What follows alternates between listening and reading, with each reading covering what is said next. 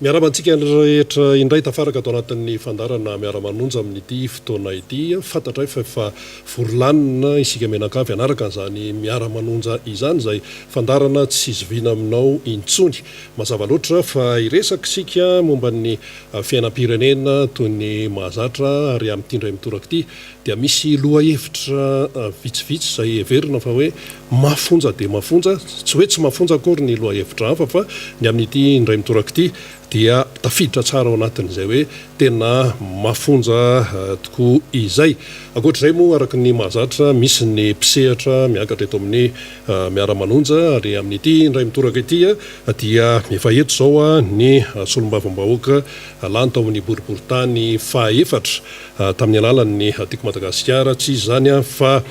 Rambo Salama Emilien Rambo no fahalalany ny Besamaro azy ary izay koa no anarana napotrapotra azy eny amin'ny dia nahafantarantsika azy sy teny amin'ny toerana izay anavofidy azy fa solombavambahoaka amin'ny Madagasikara ihany koa izy araka ny efa fantatsika mianakavy dia mbola misy ihany koa ny solombavambahoaka hafa mbola hiakatra eo ny solombavambahoaka Mamy Rabenirina lany teny amin'ny distrika ny Ambohidratrimo hitondra famakafakana sy atao hoe fanehoan-kevitra maro samihafa izany rehetrarehetra izany moa dia natao indrindra mba hikatsahana ny tsaratsara kokoa hatrany ho an'ny vahoaka malagasy ray manontolo satria dia malagasy ho an'ny Madagasikara dia ho an'ny malagasy menakavy no eto amin'ity Madagasikara ity. Fa raha tsidika dia meloha zany ireo hoe lohahevitra hoentoneto dia hitantsika menakavy tao anatin'izay atao hoe andro vitsivitsy izay fa enjakenjana mba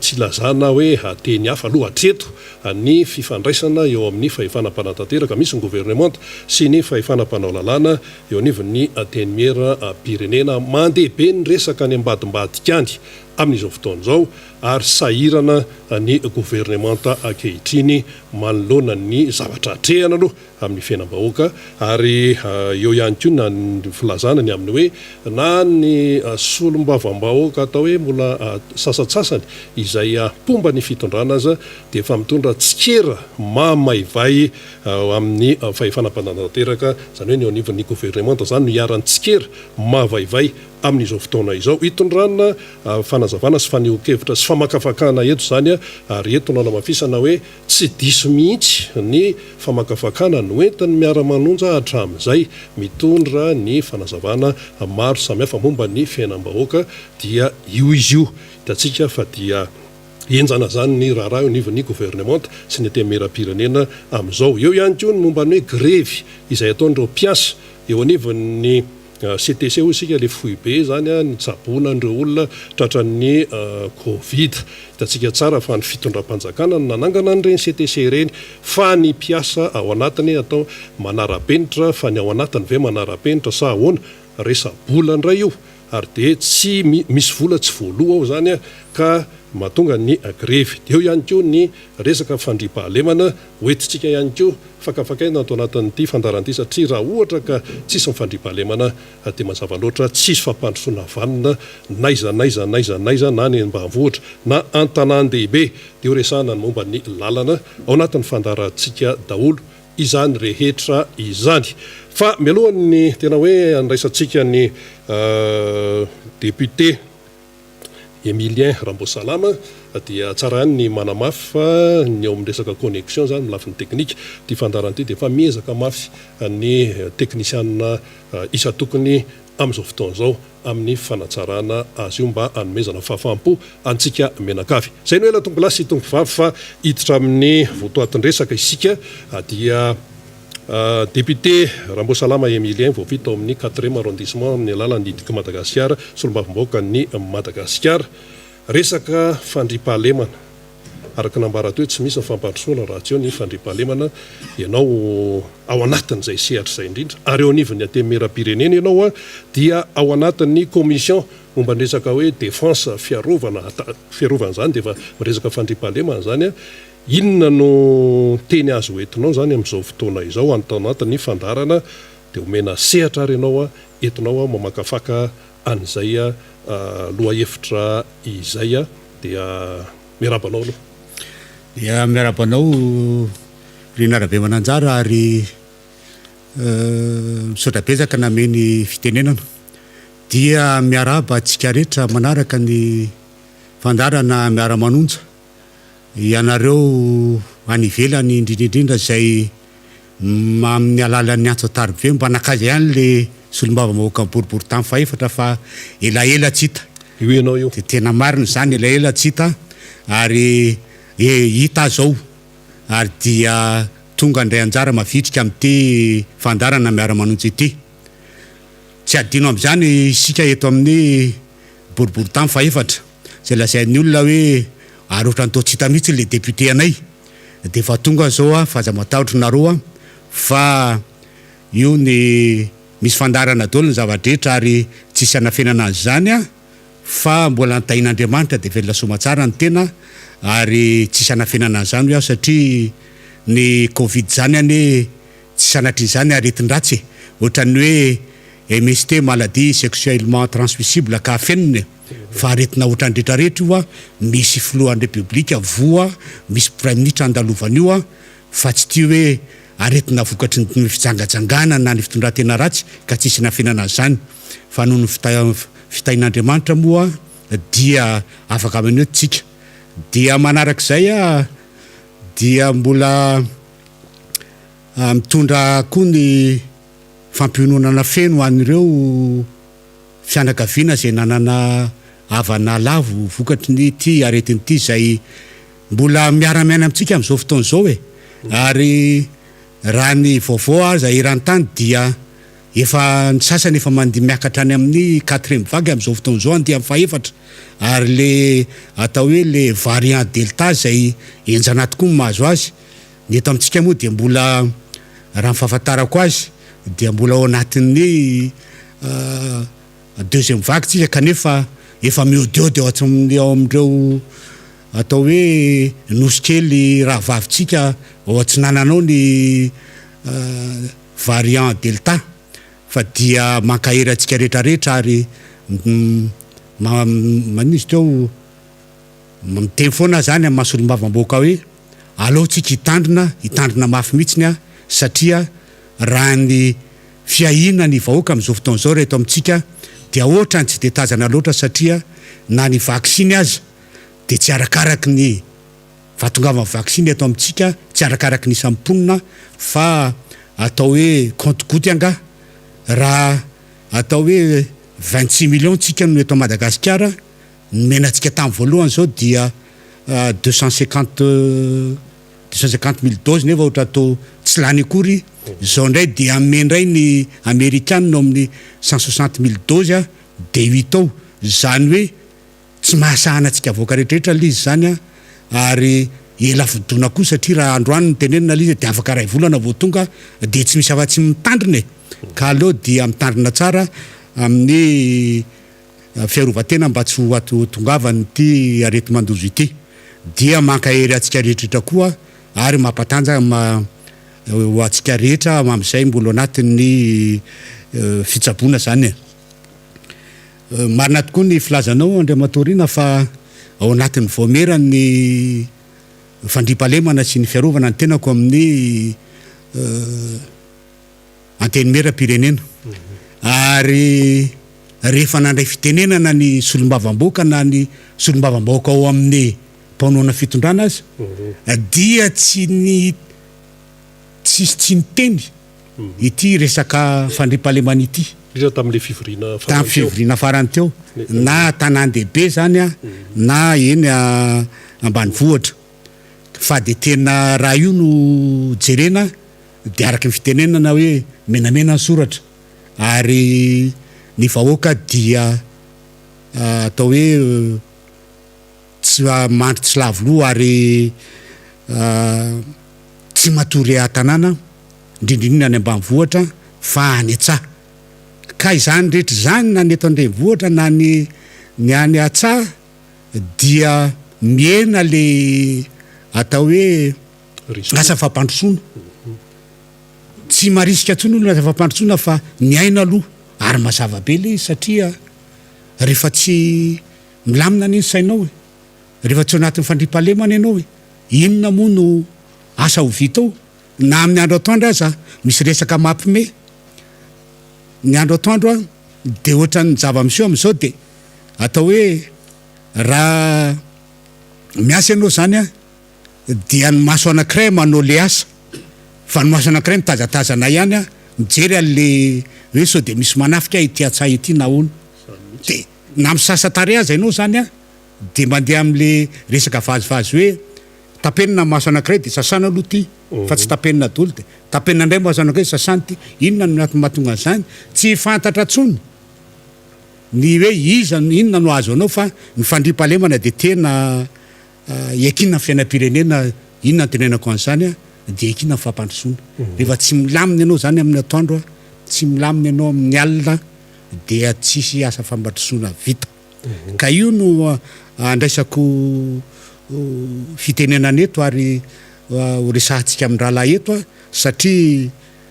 anisan'ny zava-dehibe ny fandriam-pahalemana ary rehefa tsy araky ny teniko toa rehefa tsy misy ny fandriam-pahalemana tsy misy ninona vita eto amin'ity fireneny ity ka ary manaraka izay keo moa nanaraka sy nanatrika ny famelaberarana nataony bromaritry ny firenena makambana ny tena atao amin'ny anteny meram-pirenena momba ny tamin'ny alalan'ny visioconférence dia anisan'ny loha hevitra mitenenina tamin'izany a zay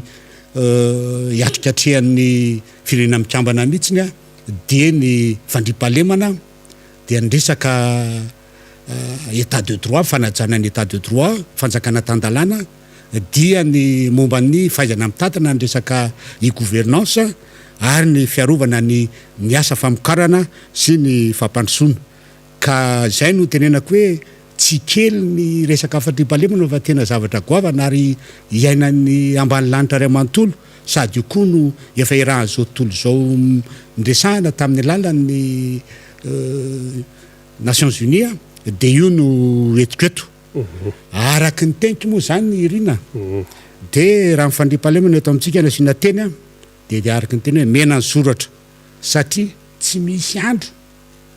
manomboka alatsinainy ka hatramin'ny lady tsy resaka tsy fandriam-pahalemana eto amin'ity tany sy fanjakana ity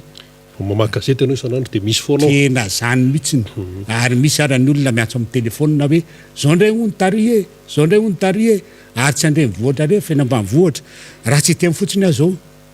tamin'ny sabotsy folady lady maraina lasa raha tadidinao i Jacques Barson ministry ny arenakibony tamy tamin'ny andron'ny filo Marc Ravalomanana fa nitafiandra tao ohatrany tao cadre vola tao nefa ary ministra zany manana atao hoe prérogative hoe manana mpiaro azy sy ny rehetrarehetra afaka mampiasa olona hiaro azy fa de voatafika noho ninona tsy fandriam-pahalemana de nisan'izay ko tsy lavitra atsika eto anosy-patrana vetsapita-tafika etsy Jolay 3 mitondra makarofo de manafika so ihany moa fa le olona nitafiana fa mba tonga malaky ihany a de mba tonga ara-potoana ny mpitandro filaminana tao anatin'ny herinandro iny ihany omaly ihany teo androndrakely teo amin'ny boribory tamin'ny faharoa de nisy tokantrano anankiroa nitafian-dralahy de manarak'izay ohatra hoe nianarany any amin'ny faritra de resaka alatromby tany akalamavony tena zava-doza le izy ary le izy zany a efa tsy mifidy zavatra tao tsony ny amin'izao fotoana zao a fa dia na fanolanana na alatra na famonoan'olona de atao daholo miaraka amin'ny abibiny miaraka amin'ny abibiny ary ny tena izy de hoe ohatrany tseo amin'ny le olona tsony ry rina le fanahy fa ohatrany hoe mitovy amin'ny biby mba samihafa ny olona sy ny biby ane de le fanahy ka raha mieritreritra zany zany ny tena de hoe tena le fanahy mihitsy zany efa tseo amin'le olona tsony a mahatonga zany zavatra zany no seho eto amin'ny tany sy ny fanjakana ka eto amintsika Remato député Rambosalama Emilien misy ny rafitra ifotony dia miakatra ny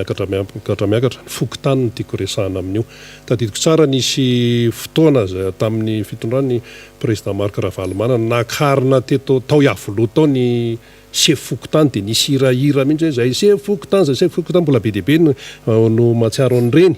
ka dia tao anatin'ireny nisy fampiofanana nomena ny sefokotany satria na tiatsika na tsy tiatsika miainga any amin'ny fokotany io resak'io samy manana fokotany daholo sika menakavy ao na fahitanao an'izay mahasolombava-bahoaka anao le hoe rafitra ifotony mihitsy mifamatotra amin'ny resaka tsy fandriam-pahalemana raha hoe miainga any amin'ny fokotany zany tiako tenenina tena marina zany ary aloha zava ny resaka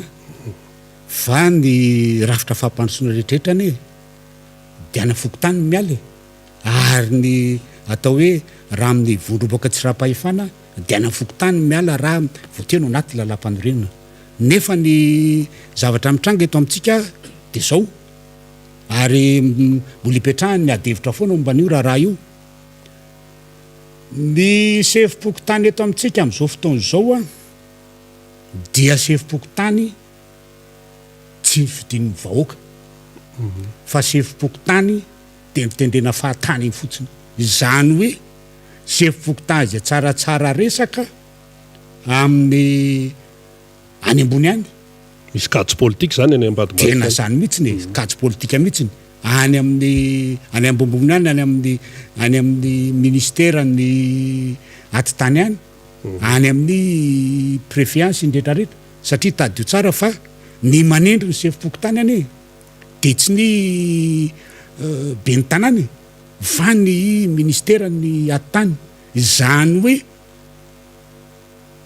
misy anarana tonga dia mandeha amin'ny fotsiny dia tiano atao sefim-pokotany fa tsy misy avy aty amin'ny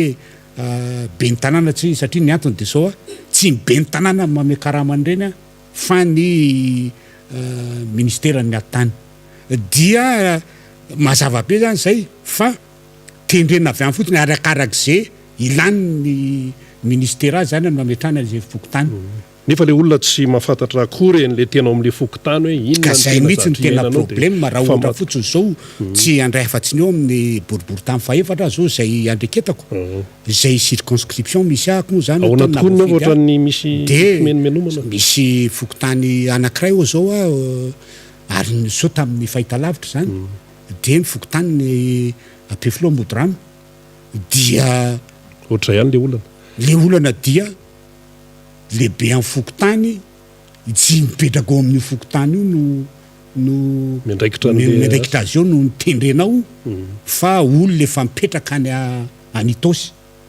dia ao noho zany fokon'olona dia reny rahantsika mahita tamin'ny vaovao reny ny dian'olona ny fokotany dia hoe zay tsy manaiky fa olona efa tsy mipetraka eto ray zay faharoa efa fantatray daholo nataony olona sy ny fianakavian-teto satria ohatrany lasa hoe propriété privée andralà lova-andralà le fokotany Ampefiloha-Modrano satria raha ny tenina voakan'ny olona atao moa zany fa tsy zako ny namoaka an'izany fa tenina ataon'ny olona atao dia hoe ny dada nefa tao ny dadatoa nefa tao katsikatsy politika fotsiny dia efa napetraka moa zany fantaniana zany tamin'ny nisy ny atitany dia ohatrany tsy nahitana valiny zany hoe valiny fotsiny te dia hoe mety aminay io mety amin'ny mpitondra fa tsy mety amin'le vahoaka ka le vahoaka ny fanjakana fa tsy mpitondra ary ny fanjakana dia any amin'ny vahoaka ny tena tompony ka rehefa tsy mety amin'ny vahoaka rehetra tokony etrety satria zany no miteraka lololony eo amin'ny fiarahamonina zany no miteraka tsy fandriam-pahalemana satria ny antony dia zao lehibe amin'ny fokotany tendreny io ane dia manao atao araky ny fitenena azy manao travail de routine fotsiny teo dia mamaka ny mametraka tsena satria misy vola-kely dia mametraka le tsena be dia be fa re tena hoe asa fampandrosoana le fokotany zay atao any amin'ny fandriam-pahalemana mipetrahany voalohany tsy fantan-kiory hoe tokony hametraka an'izany voamera fandriam-pahalemana zany izy voamera fandriam-pahalemana zany any fotony tena manao ny asa be mihitsy ny riny zany no atao hoe mandeha isaky ny elakelan-trano ny fokotany mahafantatra hoe iza ny olona ato iza ny olona vaovao ato na mandeha dia misy olona tsy mipetraka ety fa vaovao ry dia efa mandeha ny investigation fakafantatra daholo ny olona ao zany voamera ny fandriam-pahalemana zany fa le sefim-pokotany ndray tsy fantatry le olona zay indrindra le sefim-pokotany tsy fantatry le olona fa hoe iza koa ty dia lasa ohatrany mampimely zavatra dia le voamera ny natenenana zany hoe passeport zany ary le sy boky mivainy zany ary le président ny fokotany tsy fantan-kiory zany kanefa zany zavatra zany no ahafantaranao hoe iza ny olona tonga ato de mivahiny aizy iny de mipetraka koa mandritry ny 4 andro iny de inona ny ataony aty fa misy ny olona tonga ao de mahita namanamana ndray tonga ao nefa ary zalahy efa miketrika zava-doza de zany le ohatrany hoe zavatra ohatrany zany zany hoe any amin'ny fotony mihitsy no tena problème maro tsy mihitsy fa raha ohatra zany le président mifokotany mba olona voafidy de tena mba sarom-piaro izy manangazoma am'le fokon'olona mana fokon'olona redevable am'le fokon'olona izy de sarom-piaro izy am'le za voafidy ho afa-baraka eto a raha ohatra ka tsy mety zavatra ataoko fa raha président mifokotany tsy voafidy izy fa nitendrena fotsiny tonga de mipetraka hoe tsy nareo aneno nametraka teto fa ny fantsakany tsy nareo ne mandongo karamako tsy nareo mandongo karamako fa ministera de tonga de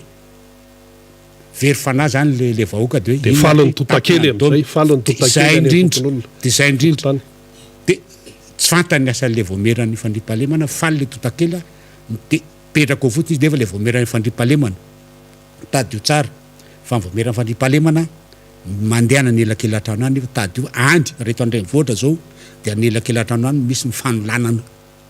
any misy mifanendahana any misy mifafoana moly any misy ny fitsondromana nefa tonga eto maty zao ty fitsondromana ty ary tsy afeniko anao fa raha eny aminay eny amin'ny boribory tany faefatra eny a de efa misy atao hoe misy fokotany 5 na eninao a efa ahitana no fitsondromana io ary ny tena mampalahelo de zao betsaka zany le tanora tsy anasa mihitsy ny tena tafaroboka amin'le izy ary ny tena atahorana aza dia le mpianatra ndraindraiky io efa lasa mandeha satria am'izao fotoana zao any mpianatra efa any am'le CEG reny efa kely de efa mifokasikary de efa manitakitaka hevitra sady eo koa ny teknôlôjia de mahita an'ity Facebook ty de efa mitatra ny hevitra de milasa manao tsifanao ka zavatra ohatran'izany zany hoe tena any amin'ny fotony mihitsy ny tena tsisy ty zavatra ty fa raha ohatra ka président fokotany tena voafidy mahafantatra tsara ny tena ny asany a tsoatran'izao ny resaka fandripahalemana sy any amin'ny fokotany any daholo ny mainka ny rehetrarehetra na fivren'ny mpanao raty zany na atao hoe foana rongony sy nrehetrarehetra zany a ka rehefa tsy mipetraka tsara re président fokotany zay a tsy redevable tsy manana zay tao hoe redevabilité amin'ny vahoaka zay izy a de mialatsiny aminao a fa tsisy raharavaniny eto a amin'ny resaka fandripahalemana namana rina ka ono a na fokotany any ambanivohatra io na ny aty an-tanan-dehibe dia hoe resaka tsy fandripahalemana ny resantsika rehefa maizina ny toerana de manjaka ny ratsy zay na mazava raha moa manjaka ny ratsy fa rehefa ao maizinao izy ny tena manao ny fanaony zany ka miresaka an'izay tsika inona ny azonao ambara tompona andraikitra ihany keo anao amin'ny antemera-pirenena am'izay le voamera ny resaka tsy fandripahalemana sy ny fiarovan'izay resaka éclairage tadidiko tsara tamin'ny fotoanan'ireny propagande reny de be mihitsy ny atao hoe fanazavana no entina kandida isan-karazany fandraisen-dahatra ny olona hoe fidio a fa rehefa tonga eo a de karakaraina tsara zao ny projet tetikasa éclairage public sy ny namany a zavatra hita nefa am'izao fotoana zao a de petsaka ny toerana maizina de maizina koa le saina ao anatin'izay ao na fahitanao azy marina tokoa zay rina satria ny Jolay raha anao zavatra de ataoko hoe ny 98% ny asan'ny Jolay de ao anatin'ny maizina ary araky ny teninao tao na eto an-tanan-dehibe na ny ivelany na ny ambanivohitra dia maizina daholo raha ny eto an-tanan-dehibe aloha ny tenenina dia mampalahelo tokoa satria ohatran'ny tsy hitan'le ministera mikarakara ny jiro sy ny rano mihitsiny a le resaka éclairage public zany manao ry zareo fa de le resaka le atao hoe resaka hoe tapaloy fotsiny anga mialatsiny am'le fitenenana iny le boulevard Andratsimandravy iny no atao de iny ara mbola tsy tonga hatramin'ny farana raha amin'ny boribory tamy faefatra iry amin'ny baty pro de efa mijanona de eo amin'ny baty pro menatsio manao tonga ny akadimboka any efa maizina de ty amorony inona izy teo ny kanalandretany reny no atao farelakelan-trano any maizina tanteraka mihitsiny ary tokony jerena isan'andro mihitsiny aza hoe ahoana ny fahazavana any satria tena mampalahelo ny vahoaka raha tokony mbola afaka mivarotra hatramin'ny enina sasany a ohatran'izany sitrany am'le mba hampividy satria matsy amin'ny faritra iny rehefa betsaka amin'ny faritra ambany tanàna amin'ny faritra iny rehefa arivariva efa te arivariva iny de misy atao an'le hoe be ariva zany hoe mba moramora koa zany mividinetana ho an'ny vahoaka kanefa tsy afaka manao an'izay be ariva zay tsony manino noho ny maizina amin'ny fodiana matahotra ka eto aho zany de miantso ny izy teo ny ministera ny energie zay mikasika io jiro tena mba jereo fa tena mijaly le olona ary mba tokony redevable amin'ny vahoakanareo satria ny facturanareo amidangana tsy araky ny izy ataonareo hoe première tranche zao deuxième tranche zao kanefa le servicenareo de service de tena tsy arakarak'izay fa tena ary amin'ny base qualité reo izy ny fitenenina tena zara raha misy ary tadio tsara fa le olona ne mandoa le facture ary tadio tsara koa fa mbola misy sur taxe alainareo amin'izy iny ka mba aloavy le ataovy tsara le resaka jiro fa am'le maiziny mihitsy ne fanarotan'olona ary zany mahatonga ny problème be eto amin'ny resaka famakina trano ny fanolanana ny foanarongony sy ndretrarehetra ary amin'ny maizina ny olona ny tena manao zany de rehefa mitrangy zany zavatra zany de le olona tsy afaka manao ny asany araky ny tokony ho izy tsony raha tokony mba hivarotra izy farafaratsiny hoe hatramin'ny 7 de amin'ny enina de tsy maintsy mody le reny olona hoe miasa alina reny ohatra hoe am'izao fotoana zao matsy efa hoe anatin'ny hoe efa mba misokatra kely de mba manaonao kely hoe le olona hoe manalanala azy kely ery de any amin'ny restaurant sy ndretrarehetra de tsy maintsy mody aloha satria inona ny antony de tsy maintsy mody aloha satria le elakelan-trano sy ndretrarehetra tsy misy fijerena mihitsiny raha ny eo amin'ny ohatra hoe raha ny eo amin'ny boribory tany faefatra fotsiny lazaiko zao de atao hoe misy poteau any amin'ny 1400 ny poteau any amin'ny elakelan-trano any 1400 betsaka zany ao anatin'ny fokotany roa amin'ny telopolo fa raha misy de misy ny jiro am'izany ry narabe mananjara no mirehatra de ataoko hoe raha misy de misy 100 ny any elakelan-trano zay zany no hitany de ahoana moa tsy anjaka ny Jolay ary tadio tsara fa amin'ny boribory tany faefatra zany de tena ao anatiny mihitsy leo anatin'le faritra iva de tena eo anatin'ny faritra iva zay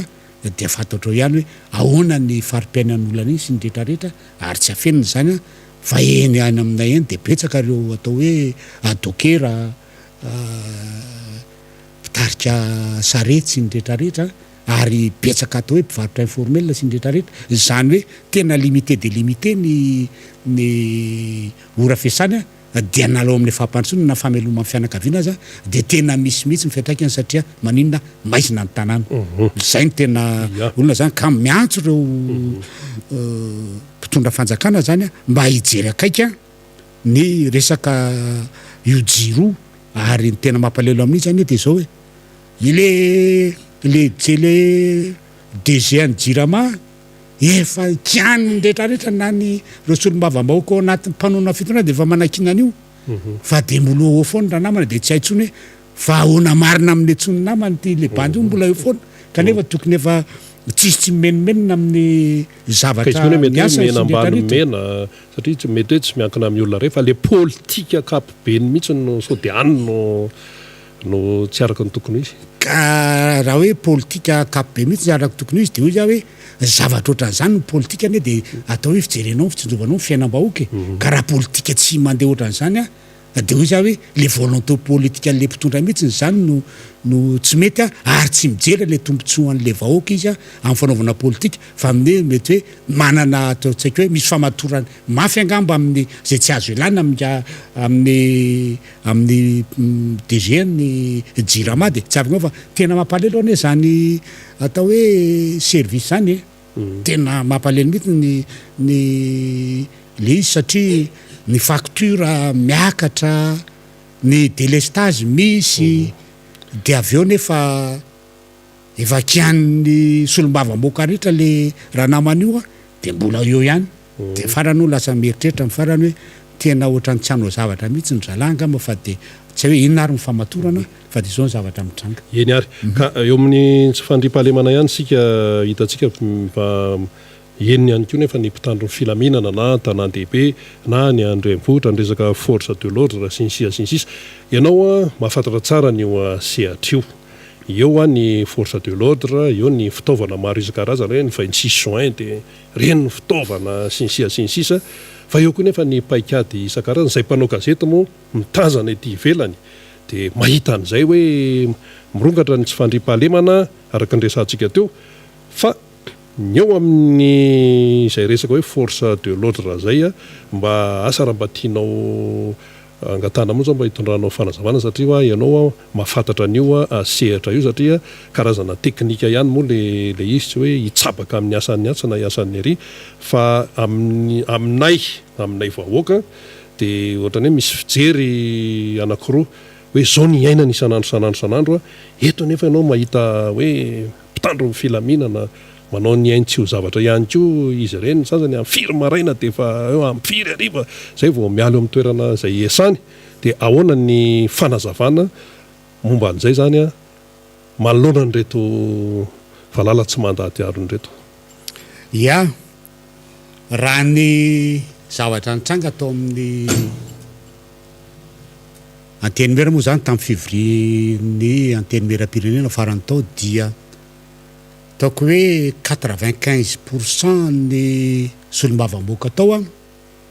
dia na solombavaka manoana na tsy manoana na tsy manoana ny fitondrana na manoana ny fitondrana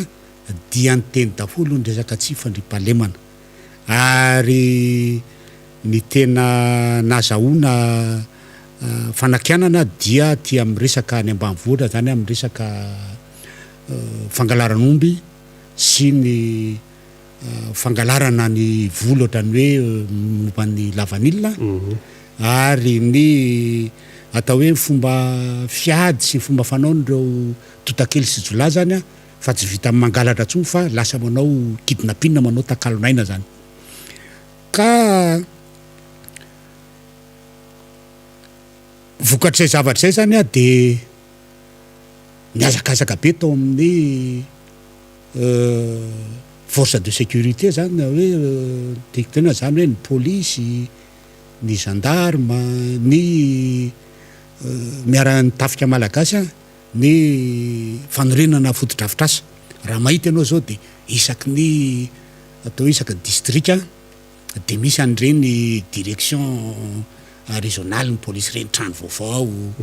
ny any amin'ny tafika malagasy nametraka ny hoe base opérationnelle avancé ny any amin'ny ny gendarme ndraka ny hoe poste avancé na détachement de sécurité na brigade vaovao reny tsy fanaovana an'ireny hoe fotodrafitrasy reny akory ny hoe miasa le izy na hoe inona fa mety mahatsara ny tanàny reny mba misy fotodrafitrasa mariny zany fa ny tena tokony hipetraka de hoe ny fanaovana an'ireny fotodrafitrasy reny ve de tena mahavaolana marina ny eo amin'ny fedina amin'ny tsy fandriam-pahalemana raha ny fahitana azy aloha ny problème amin'izao fotoana zao a de ao ny resaka voalohany reny aloha resaka hoe resaka fahaiza-manao zany resaka olona zany tena olana be amin'izao fotoana zao de ny olana faharoa ny resaka fitaovana de ny resaka fahatelo amin'ny resa-bola raha le hoe le fahaiza-manao aloha dia marina fa amin'ny ireo rehetrarehetrao de fa nanova paikady zareo amin'ny resaka iny izy teo resaka structure zany zany hoe raha ohatra hoe nitafika malagasy zao ny resahana de tsy mipetraka ntsony le hoe région militaire enina fa nataony hoe zone de défense de sécurité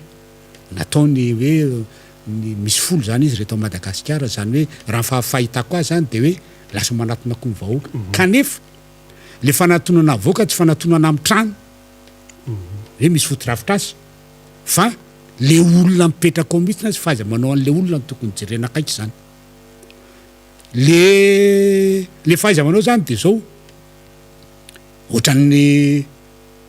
baolina eo a manao baolina ihany io e. Izay ekipa anankiray ka mahasahana niny terrain de football ray manontolo iny mandritry ny 90 minutes manana chance tondra mahazo ny fandresena. Zany hoe mahafeno tanteraka niny kianjy iny zany mandritry ny 90 minutes miazakazaka mahay mitondra ny baolina ary mahay manao baolina. Trany fandakana tir au but.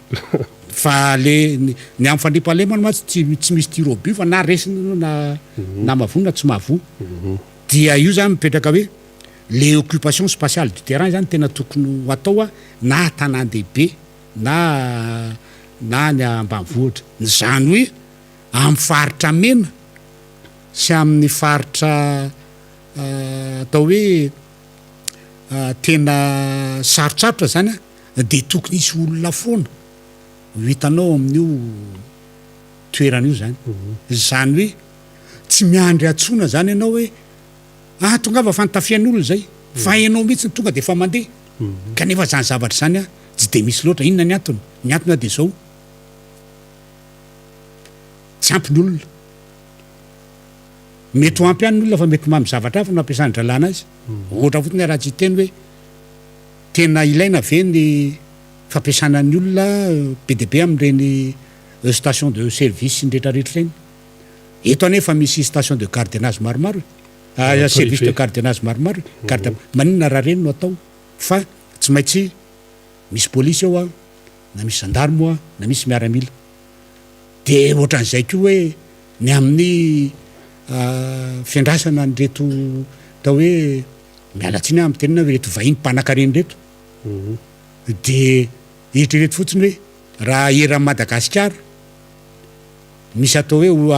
andrasana zay na station de service na banque na olonireny atao misy hoe ronjato. De mpitandro filaminana nefa tsy maintsy olona roa miara-mandeha farafahakeliny. De eritrereto zany fa misy hoe olona efajato zany vaovao-tanany. Nefa inona tsy vitan'izay efajato zay raha ohatra iny hoentinao mandeha manao ny fisafona en permanence any amin'ny toerana any. Raisy fotsiny hoe problème an'le olona de zao tady raisy fotsiny hoe tao Iakora zao. Iakora nanaovana an'le kana ho asiana miaramila zany. Tsy hita maharatsy azy hoe mba hidenana tsy fandriam-pahalemana fa zao nirefesin-dralata ary amin'ny Dongo du Sud avy eo. Nefa ao amin'ny Dongo du Sud misy gendarme. Nirefesin-dralà misy an'le omby efa ao arivo latsaka kely very fa fokotany sa commune anankiray nidoran-dralà. De raha ohatra zany zao hoe petraka hoe ampy ny olona atao amin'ny fatriny Dongo du Sud tsy nisy ny zany zavatra zany satria tsy rarahin'le olona atao fa le gendarme atao tsy rarahin'ny olona fa tonga de fa nirefesin-dralà. De hoe ilaina zany le olona amin'le zavatra ohatran'izany. Fa tsy hoe mahavita trano sy anona rito zay izy fa ilaina le olona zany. De manarak'izay koa raha hoe neto andrenivohitra zao misy ihany manao patrouille ianao sy nrehetrarehetra araka ny teninao hoe manao ihany dralà. Fa le fahaiza manao mihitsy zany no ohatran'ny hoe tsy mety. Tsy haiko hoe avy aiza ny mitranga zay tsy fahaiza manao zay na avy aiza fa mifahitako an'le soa zany zao de hoe tsy mety amiko mihitsy mahita an'le manao patrouille ianao de eny amin'ny boulevard raha tsy mandravy ianao mandeha na eny amin'ny route nationale ianao mandeha. Fa any amin'ny elakelan-trano ianao tokony andeha fa andehananao amin'ny elakelan-trano ianao fokotany any mampatahotra ny olona ary ivoahany Jolay voaka ty amin'ny arabe. Fa rehefa tsisy mandehandeha any de miafina any izy adiana izy manao ny ataony ano any teneniko any no fanolanana an'ireny ankizy kely reny fifohana môly sy ny fifohana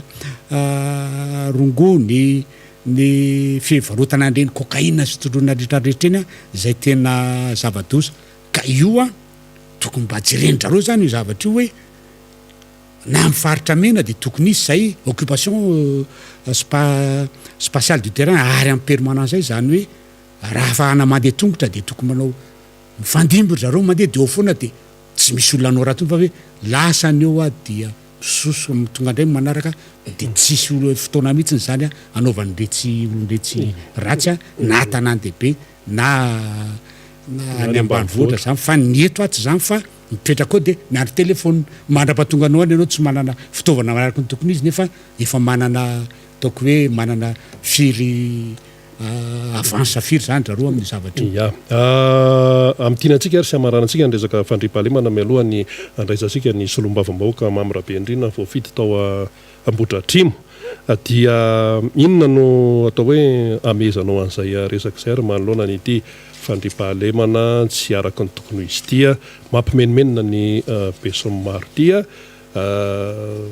ao koa masolombavam-bahoaka anao ihany ko zany ao anatin'izay rehetrarehetra tsy afa-mialina reo satria nareo solo-tena-bahoaka ihany ko le zavatra iainany vahoaka isan'andro ny tokony ho vany ty mpitondra fanjakana ity zany ary mba hitenenana hoe tsika dia mpanohatra amin'ny saina fa tsy mpanohatra botolo fotsiny dia tsy mitsahatra ny miteny any hoe ny zavatra tokony ho atao zany hoe mampanohatra antsika dia manao balizany ty fitondrany ity zavatra tokony hoetreretiny zany ty fitondrany ity dia voalohany ny resaka olona aloha tadidiko tsara mihitsy ny namanarina commandant fôla aminao no tonga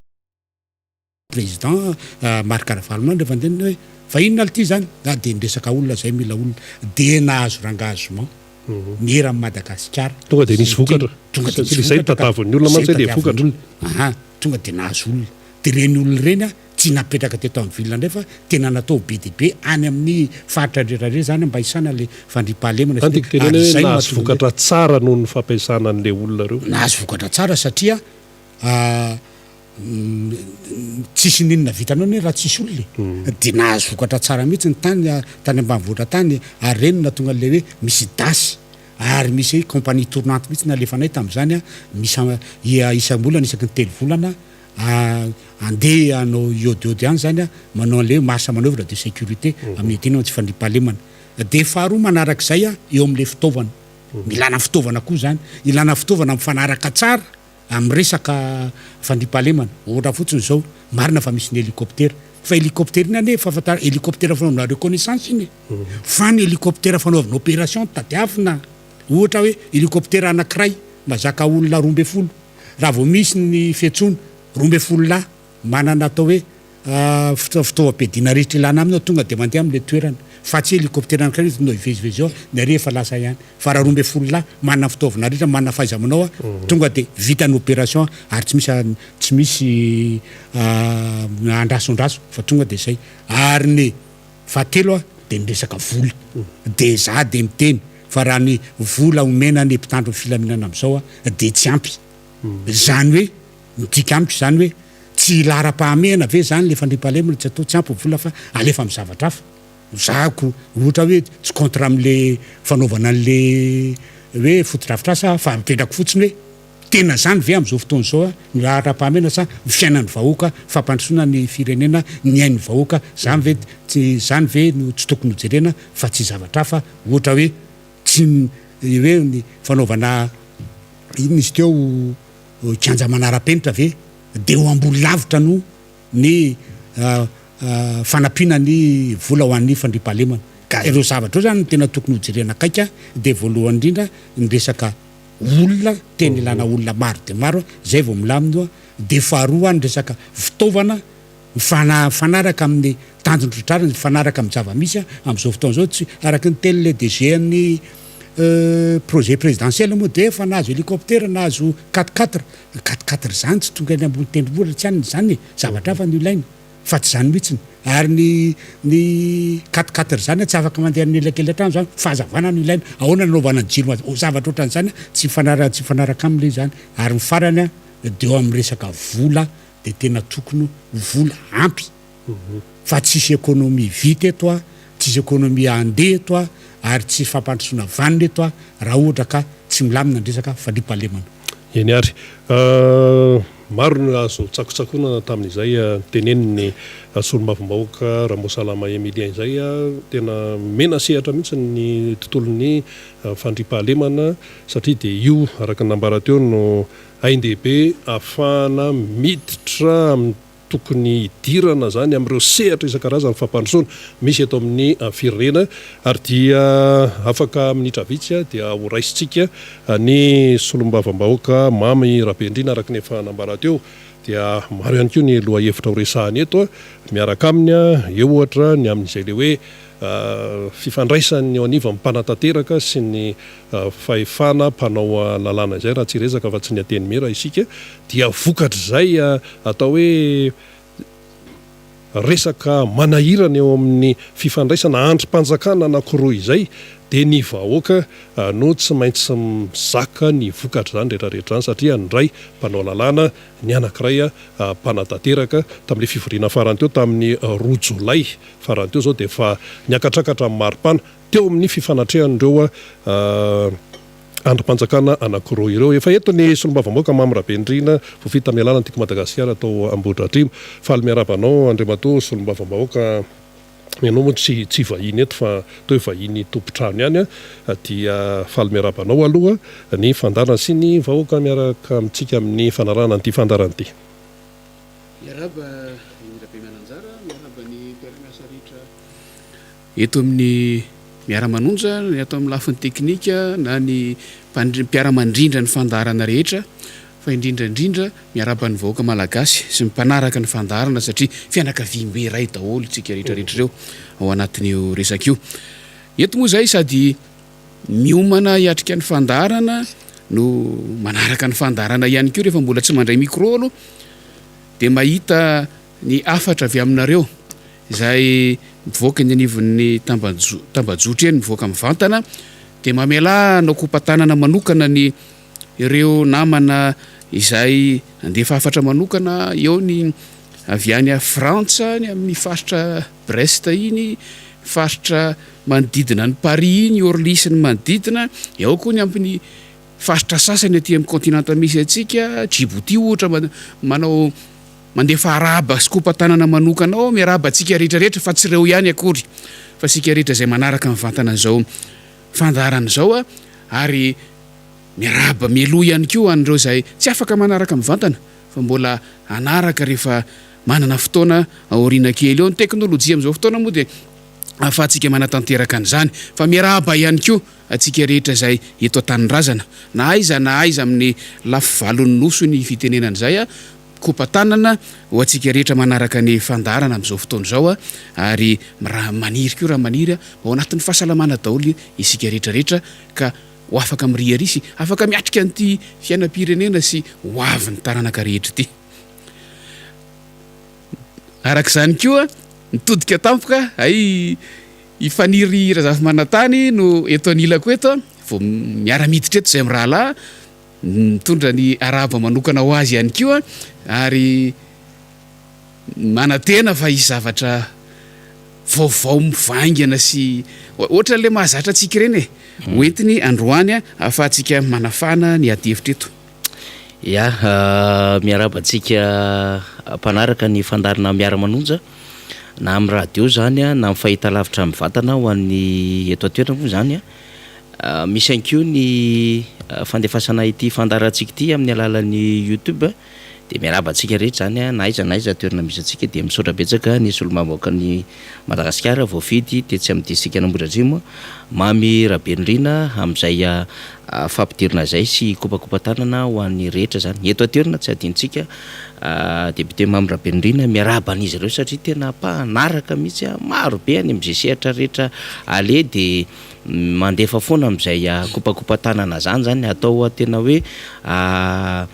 fahobe izay kopakopatanana ho antsika ho an'izay ny fanena zany sy nandefa an'izany firaritso izany zava-dehibe ny resahan'ny solombavam-bahoaka ny Madagasikara Rambosalama Emilien teo voafidy tetsy amin'ny boribory tany faefatra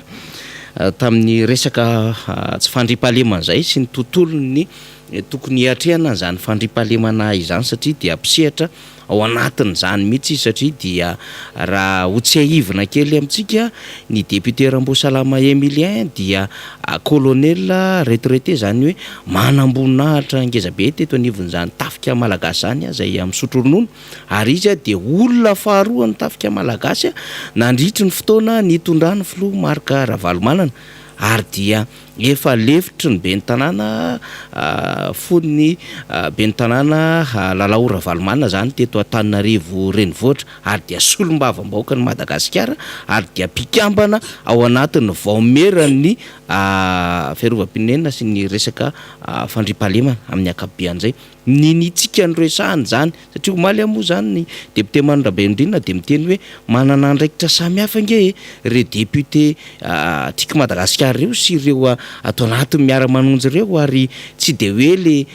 parazara fotsiny na nentina nangalana le maro anisa teny anivon'ny Assemblée nationale fotsiny de ndao andrafindrafitra hoe iza no mety ho titiany olona kely na hoe iza no mba mety afaka manangatana na salamzany aty amin'ny district aty fa tena hoe l'homme qu'il faut à la place qu'il faut tadiavina amin'izany asany anteny miaram-pirenena zany satria dia na ny mamaky an'io texte io ary de tena misy zavatra tena fahaizana ary mila fifantohana tsara mihitsy zany indrindra ny hoe ahoana ny fanajana zany tena hoe fitsipika anatin'ny anteny miaram-pirenena zany ny amin'ny zavatra rehetra zay atao eny anivon'ny anteny miaram-pirenena vao tamin'ny herinandro teo député Manondrabenindrina niaraka tamintsika teto izy de nanazavany hoe niatrika fivoriana ara-potoana voalohany ny anteny miaram-pirenena de misy lalàna 7 ny dinihana tao de tao natao hoe projet de loi zany projet de loi zany de ny gouvernement manolotra an'izany ny proposition de loi ndray de ny solombavam-bahoaka no mitondra izany eo anivon'ny anteny miaram-pirenena ary dia ny vavahany député Manondrabenindrina izany ho amin'ny fotoana manaraka mbola iresaka an'izay sy fa amin'ity anio ty zany iresaka lafin-javatra bevata izay mirala zany hoe tena manana nireo anitra ho azy reo solombavam-bahoaka ireo ary miezaka manao an'izay fifatohana sy fifehezana any andraikitra tena tandrify azy izay reo solombavam-bahoaka zay atao anatin'izany miara-manonja izay député Miara-Benindrina angamba hosatarany adevitsika tao anatin'ny herinandro zay zany hoe efa nisy ny adevitra ihany tany aloha tany hoe ahoana ity resaka gouvernement ity tena nahatongavan'le adevitra moa zany de eo amin'ny lafin'le hoe olana miseho amin'ny akapobe mihitsy ateo amin'ny resaka fitantanana zany ny fiainan'ny firenena satria raha ovavatsika ireo département ministériel rehetra na reo ministra tompona andraikitra de samy nahitana olana ara-pitantanana avokoa ary miaina izany ihany koa tsika nandritry ny fotoana nyty hoe Covid-19 ity na tamin'ny 24 na am'izao raika amin'ny 24 zay tsahatsika izao ary dia samy miteny am'izay hoe tena gouvernement nandritra zay 80 taona zay dia te ity ny gouvernement zay tena tsy nahavita an'izany asan'izany amin'ny gouvernement satria ny mpanatanteraka moa zany dia ny fiadidinan'ny repoblika sy izany gouvernement izany zay no mandrafitra an'izay rafitra mpanatanteraka izay ka raha ity mpanatanteraka ity ny zavatra hita atsika amin'izao fotoana izao zany dia saika atsotsika mihitsy hoe tena tsy araky ny eritreretana azy za moa de efa fantatry ny besimary nge tsy havita mission mihitsy ty fitondram-panjakana ity satria ny resaka fampanofisana ny resaka aingitraingitra ambony ihany no nafatifaty sy neveriny ty fitondram-panjakana ity fa hanambabona vaoaka fa raha resaka tena hoe fitatana zany na leadership io na bonne gouvernance io na resaka tena fametrahana am'izany hoe fitsinjovana ny maha olona zany de tena tsy nahitana taratra izany mihitsy le hoe tena mameha an'izay tosika serijika ahafahany vaoaka malagasy miaina zany ary ny résultat an'izany de iainantsika isanandro zany amin'ny alalan'izao gouvernement izao ka ninikely iresaka an'izay tsika député Manondrabenindrina ny amin'ny hoe fanovana za moa ny adevitra mandehana raha anao fampatsiahivana kely fotsiny député Manondrabenindrina atoko angamba hoe mety raha ohatra izy zay fanovana gouvernement zany dia mety 4e ve remaniement ty zavatra mitranga ity zany hoe ao anatin'ny rotaona sy tapany zany de mety hiditra fahanefany sa fahandiminy ao anatin'izay fikitihana mpikambana ao anivon'ny gouvernement zany fanjakana zany ny filoha teo aloha Ngiara Jonary Mampianina rehefa nanana olana teo amin'ny gouvernement zany hoe ny prime ministre voalohany dia Andriamatoa Cool Roger de aveo nisy ny olona samihafa dia nisy ndray ny prime ministre taty aoriana dia Andriamatoa général Jean Ravelonarivo ary dia nisy olana indray zany hoe nisy instabilité samihafa indray natao anatin'ny gouvernemanta na fitantanana amin'ny fanjakana amin'ny akabe indray dia nanova gouvernemanta indray zany prime ministre zany Flora Jonary-Mampiana zany dia Andriamatoa sy olona andrasana mahafaly Olivier zay ministre ny atany indray no nakarina ho prime ministre lehiben'ny gouvernemanta tamin'izany fotoana andrany ary taoriana kely ny mandahana Andriamatoa Rajonary-Mampiana dia nisy prime ministre faefatra indray zany Andriamatoa Tsay Christian no prime ministre teo zay voatazona mandrakity ny androany zany hoe no esoasona mihitsy le gouvernemanta Rajonary-Mampiana sy le fitondrany hoe dia aizaka tsy mahay mitatana fa ao anatin'ny firy volana ve dia anova gouvernemanta sy anova prime ministre lehiben'ny gouvernemanta io izy eo hitantsika eo amin'izao fotoana izao misy moa le gouvernemanta voalohany ilay lazaina fa avita zavatra be kinanjo novainy andray tany amin'ny fiandohandohany ny taona 2024 tany ilay mikaroka an'ilay hoe gouvernemanta servo na atoto dia taty aoriana indray dia noesorina indray ireo ministra zany zay no ambara fa tsy nahafa-po na nisy olana atao anatiny ity gouvernemanta ity dia zao ndrany misy tentative indray zany hanavao na hanolo ireo mpikambana amin'ny gouvernement miainga avy any amin'andreo panto prime ministre lehiben'ny gouvernemanta ny efa sisy ondresaka mandeha député membre Bendrina dia hoe ny eo anivon'ny solombavamboaka zay pro régime mihitsiny zany hoe zareo mihitsiny io moa efa hitany anatin'ny tambajotra sosialy tena Andriamatoa loha tsy mamely mihitsy reto gouvernemanta anao reto sisy zany hoe raha itsika no teny amin'izay tamin'ny fotoanandro dia lazaina fa hoe reo le mpanohatra manao angotenda reo le malahelo seza reo le tsy mahandro fifidiana fa rehefa ary zareo no miteny dia mety le izy nefa isika mihitsy mizoe an'izay rôle na opposition zay tena miteny ny zava-misy ny possibilité anesorana amin'ny premier ministre zany dia ao aloha zany ny texte député membre Bendrina amin'ny hoe raha misy fahadisoana goavana sy azo tsapahitànana dia anjaran'ny filoha manahiso azy na ihany koa amin'ny alalan'ny hoe mametra-pialana ilay prime ministre na amin'ny alalan'ny andraikitra ireo solomavamboaka ny Madagasikara ny motion de censure zany ny gouvernemanta moa na ny prime ministre dia manana possibilité ihany koa ahafahany miaro vatana amin'ny alalan'ny vote de confiance zany za moa lalàna daholo no miresaka an'izany zay arany zava-misy député membre Bendrina io ny rivotra mandeha amin'izao fotoana izao inona ny mba fomba fijeriny député membre Bendrina sy ny fomba fijerintsika amin'ny akabe mihitsy Miara-Manonja zay le lalan'ny fitondram-panjakana tery izy io tsy afaka izy io tena miezaky ny mamato tena tsy kelikely amin'ny tady amin'ny tendany izy io satria tena tsy mahita lalaka letsony nefa ny gouvernemanta no tena mitatana sy mitaratra zany fiainan'ny firenena zany député membre Bendrina irahantsika malala fa ny fahamarina toeran'ny fitondram-panjakana no endrika anankiray tarafin'ny mpanaraka ny inona moa observateur moa zany amin'ny ankapobeny mimpanara-maso ny fiainam-pirenena ary misy théorie anankiray hoe ahafahantsika milaza hoe izay fahamarina toerana na stabilité politika izay no endrika anankiray ahafahana milaza fa mandroso ny asa ary mandroso makany amin'ny fanatanterahana ny politika mpanjakana amin'ny ankapobeny na le ataontsika hoe PGE isika moa eto mipetraka amin'ny toerana mahampanohitra atsika ary izay toerana mahampanohitra atsika izay amin'ny lafiny anankiray ahafahantsika mitsinjo lavitra be ny amin'izay tokony hahasoa kokoa ny firenena na tokony hahasoa kokoa ny vahoaka hatrany hatrany fa amin'ny lafiny faharoa araka ny teneniko hatrany hatrany hoe tokony ho fitaovana ahafahan'ny mpitondra fanjakana manitsy ny diany amin'izay tsy mety raha ohatra ka tena manana fomba fiasa manara-penitra hoy ny fiteniny zareo azy zay ny mpitondra fanjakana amin'izao fotoana zao amin'ny alalan'ny fanaovana tombanezaka fanarahana ny fiainona ny tombanezaka mipijery mipitazana ny eny akilany ary ny fanaovana tombanezaka avy ao hoe anjara ny gouvernement anjara ny antefana izy ireny no mandray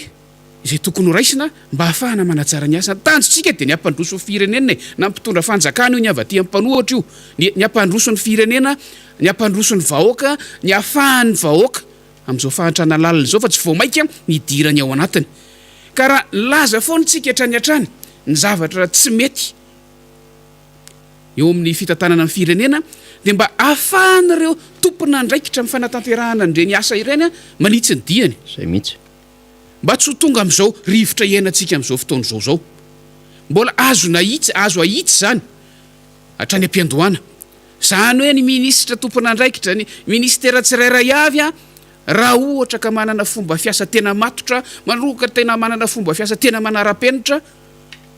dia afaka nanararoatra nyreny zavatra nylazaintsika ireny a na anitsy ny fomba fiasa hatrany hatrany tao anatin'izay roa taona sy tapany izay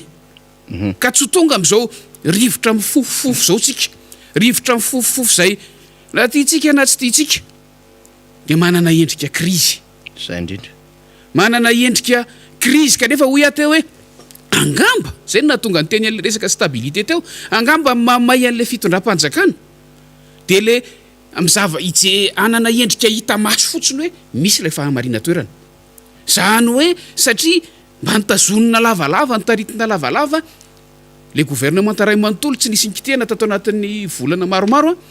dia angamba zay koa moa le lazaintsika hoe fahaizana manokany fitondram-panjakana amin'izao fotoana izao le maneho zavatra hita maso tsy araka ny tena izy eo ambadika dia angamba hoy a te hanana an'ilay endrika hoe manana fahamarina toerana dia tazonina eo foana lay ekipa na dia tsy mahavita azy araka ny tokony ho izy azy na dia efa betsaka aza ny fanakianana sy ny fanamariana mandeha ary tsy tsika mpanao politika aty amin'ny ankolafim-panohitra ihany no mitondra ny fanamariana sy ny fanakianana fa eny fa na dia ny vahoaka aza vahoaka ny vantana ny teknôlôjia amin'izao fotoana izao dia efa fahana mahitana izany mivantana en temps réel ny amin'ny hoe aiza takininona ny réaction ny vahoaka tsirairay ny fomba fijery ny vahoaka indrindra amin'izany no ahitantsika hoe ny vahoaka ange manara-maso akaiky ny vahoaka ange liny ny olom-bo fidy a manao ny asany fa mividiny ny vahoaka araka ny tokony ho izy fa ny vahoaka koa tsy miatehitra amin'izay fotsiny fa milaza ny heviny ary any amin'ireny fanamariana isan-karazany ireny no ahitantsika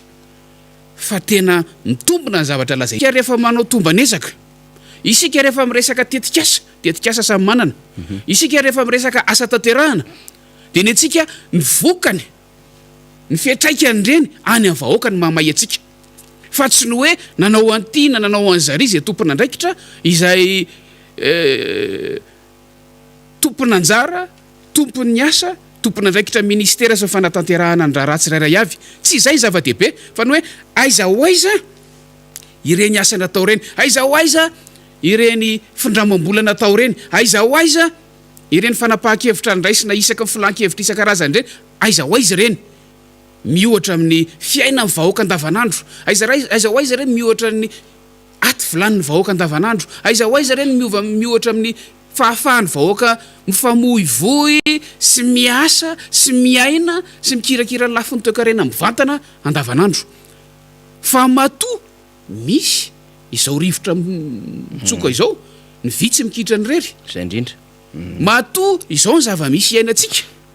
matoa tsy mbola milamina vaovao maika raha ohatra hoe nitanjosika tany ampiandohany zao fitondram-panjakana zao fotoam-piasana izao nitanjosika dia ny afahan'ny ministera manitsy tsy kelikely ny lalany teo tenatenany teo ianao tao hoe ny efatra nisy fanovana mpikambana ao anatin'ny gouvernement zay le ataontsika hoe remaniement matoa tonga tamin'izany a dia misy tsy nety foana tao a kanefa ny vokatra amimandatsika zao hoe tia tenatena fotoana ity manao ny tombanezaka fa miala tsiny amin'ny tompona andraikitra sy ny tompon'ny fahefanam-paina tanteraka fa hatreto aloha tsy afa-po ny valala-be mandry tsy afa-po amin'ny ny vahoaka madinika satria tsy mipaka any amin'ny fiainazareo andavanandro ka tsy gagy sika raha androany hoe ohatra ny le rivotra mitsoka ohatra ny manome rary ny zahatra nylazaintsika hatramin'izay tsika nitabataba rery teto na nylazaina fa vitsy anisy aza nylaza foana hoe zao fomba fijerina ian'le izy zao tokony hitondrana amin'ny baolina sy ny sisa fa zao ny zava-misy a amin'izao fotoana izao dia efa ankolafy maromaro no mitambatra mitady hitovy feo mbola tsotsoroko ary le izy zany ataoko hoe mitady hitovy feo ao anatin'le izy ka tonga amin'ilay resako teo hoe manana endrika krizy le zava-misy amin'izao fotoana izao ary efa hitapoko hitam-pirenena efa miseo masoandro ozy izy ny fomba fiteny nanomboka tamin'ny fiaonana teo anivon'ny parlementa sy ny gouvernementa herinandro vitsivitsy lasa zay iny namaranana ny fitaom-pivoriana ara-potoana voalohany tamin'ity taona ity efa lasa mibaribary efa tena vaiakandrina tanteraka mihitsy amin'ny lafiny anankiray tsy maharary tsy mahamenatra fa ilaina zany hoe tsy ilay mpanohitra lazaina fa vitsy anisa itsony sisa no mitondra an'le feo fa efa saika ny groupe parlementaire rehetra ao anivon'ny anteny Miera misy vondrona parlementaire anankitelo ao a dia miampy an'ireo zay tsy zay solombavam-bahoaka tsy mpikambana amina vondrona parlementaire na iray aza zany hoe faravakelina zany misy fomba fijery efatra ao vondrona efatra ireo rehetrarehetra ireo a samy nanana solotena milaza io tsy fetezana eo amin'ny fomba fiasan'ny gouvernement io za tsy te resaka be amin'le fiaraha-miasan'ny parlementation gouvernement satria manjary ohatrany hoe so de misy mandray atendrony indray hoe rehefa tsy afapo am'zay zavatra momba azy manokana ve le solombavam-bahoaka na district manokana sy ny sisa de amely an'le gouvernement tsia vokatry ny tombanezaka ataotsika ataon'ny mpanao politika ataon'ny solombavam-bahoaka zay mahatsiaro fa manana andraikitra amin'ny fanatanterahana amin'ny politika akapoben'ny fanjakana no mahatonga an'io rivotra mitsoka amin'izao fotoana izao io eny mety any ananinaninany mety samy manana ny antony mahatonga an'izay a mety samy manana ny antony manosika an'lay vondrona parlementaire na lay solombavam-bahoaka tsirairay avy satria solombavam-bahoaka manana ny heviny a tsirairay avy fa mivondrona parlementaire koa manana ny heviny zay mahatonga hoe rehefa mandeha reny fitaom-pivorinany anivon'ny anteny Miera-pirenena ireny rehefa mandeha reny fiaonana amin'ny gouvernement ireny dia misy ny anjara fitenana ny solombavam-bahoaka tsirairay avy misesy dia misy fandraisana anjara fitenenan'ireo vondrona parlementaire izay mitondra ny hevitra ny vondrona parlementaire amin'ireo gouvernement zay mitondra ny firenena amin'ny fahefanam-panatanteraka ka izany endrika izany no hitantsika amin'izao fotoana izao hoe ireo vondrona parlementaire rehetrarehetra ao anatin'ny anteny Miera-pirenena no efa samy mitsangana za tsy miteny hoe miara-mitsangana fa samy mitsangana milaza tsy fetezan-javatra maro eo amin'ny fanatanterahana ny asan'ny gouvernement ary zany angamba efa tsinjotsinjon'ireo tompona andraikitra eo anivon'ny gouvernement ihany eny raha mahatsinjo lavitra izy aloha dia tokony efa hatsinjo an'izany hoe ho tonga tam'izany ty resaka ty tamin'ny fivirina indray mitoraka iny ka nahatonga azy ireo saika anaroatra ny fisian'ny valanaretina covid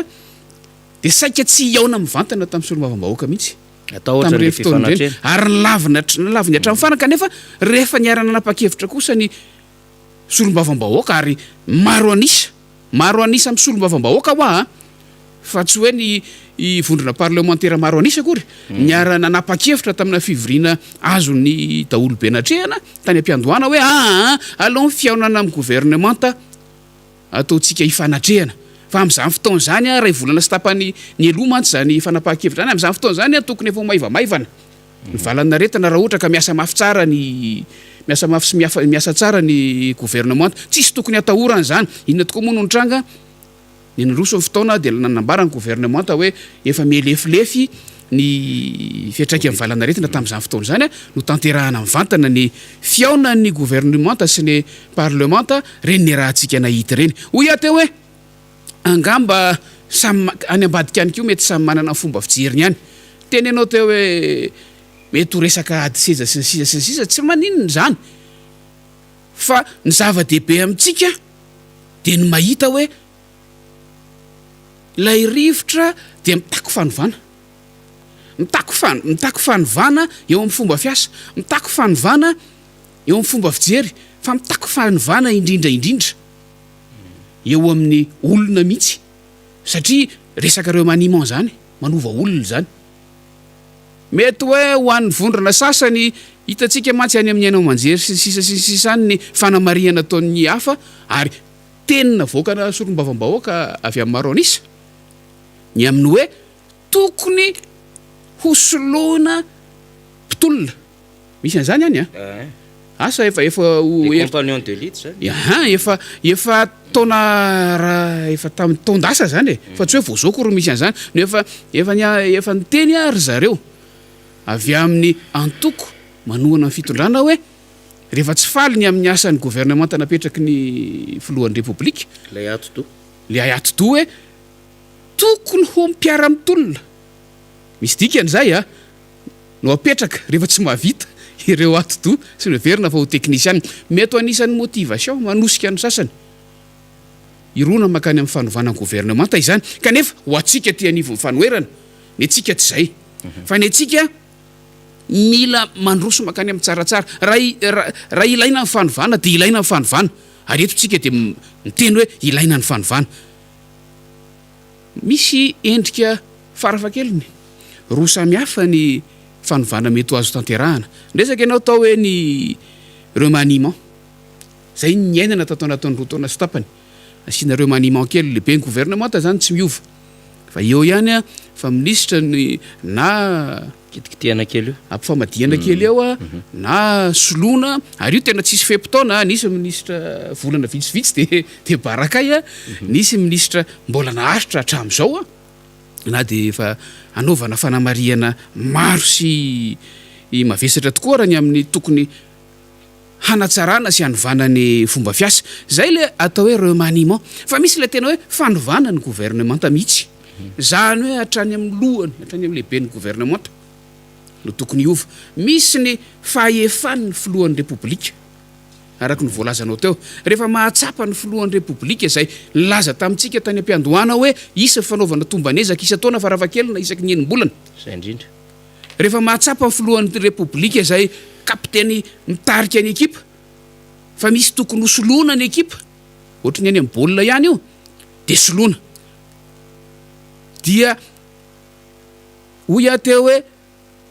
akoatra ny remaniement dia misy koa ny fanovana tanteraka ny gouvernemanta rehefa tsy mahatsapa an'izay ny filohan'ny repoblika rehefa tsy mitovy ny fomba fijery isika ty mahita hoe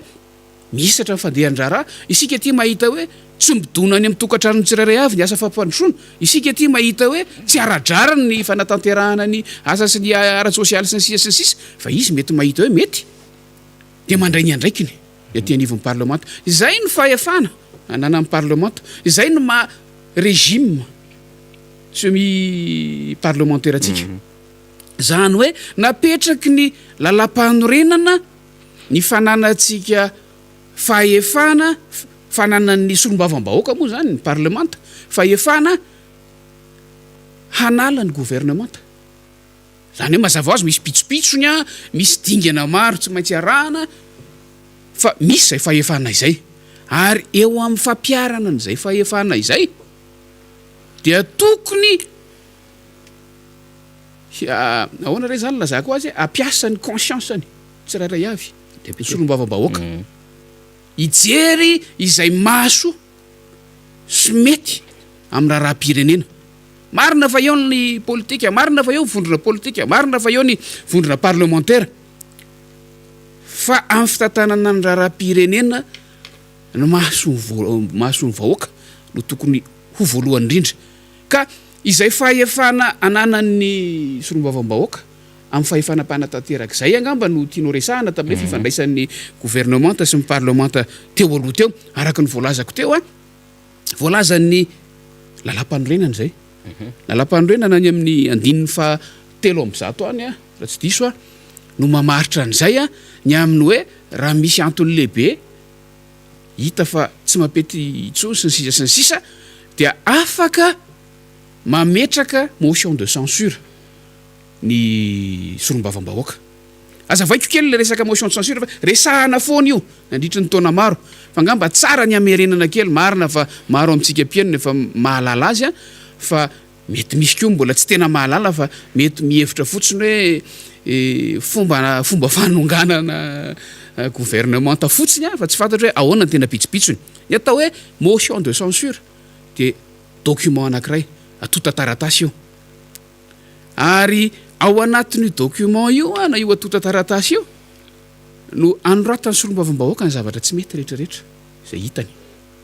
amin'ny fitantanana ny raharaha-pirenena apetraka eny anivon'ny anteny miera-pirenena io solombavam-bahoaka no manao soniana io ary mitaky farafahakeliny sonia ny atsasa manila ny solombavam-bahoaka io zany hoe 5 isanjaton'ny solombavam-bahoaka raha nisy atsika amin'izao fotoana izao dia tokony hoe hisy soni 7 zany satria raiky am'dimapolo satria raiky am'dimapolo am'zato zany hoe motion de censure tokony hisy soni 7 eo aminy apetraka omena ny filohan'ny anteny miara-pirenena io tsy misy fijerena loko politika fa zay mitovy fomba fijery amin'iny antota taratasy na iny document manana endrika motion de censure iny dia afaka manao soni rehefa feno ny soni farafakely ny 7 apetraka omena ny filohan'ny anteny miara-pirenena iny dia ny filohan'ny anteny miara-pirenena mampafantatra ny gouvernemanta hoe misy motion de censure napetraka ny solombavambahoaka ato dia mampafantatra ihany koa ny anteny miara-pirenena amin'ny akapobeny ifisian'io motion de censure io motion de censure io rehefa voapetraka dia tokony hoentina amin'ny fivoriana manaraka na roviana na roviana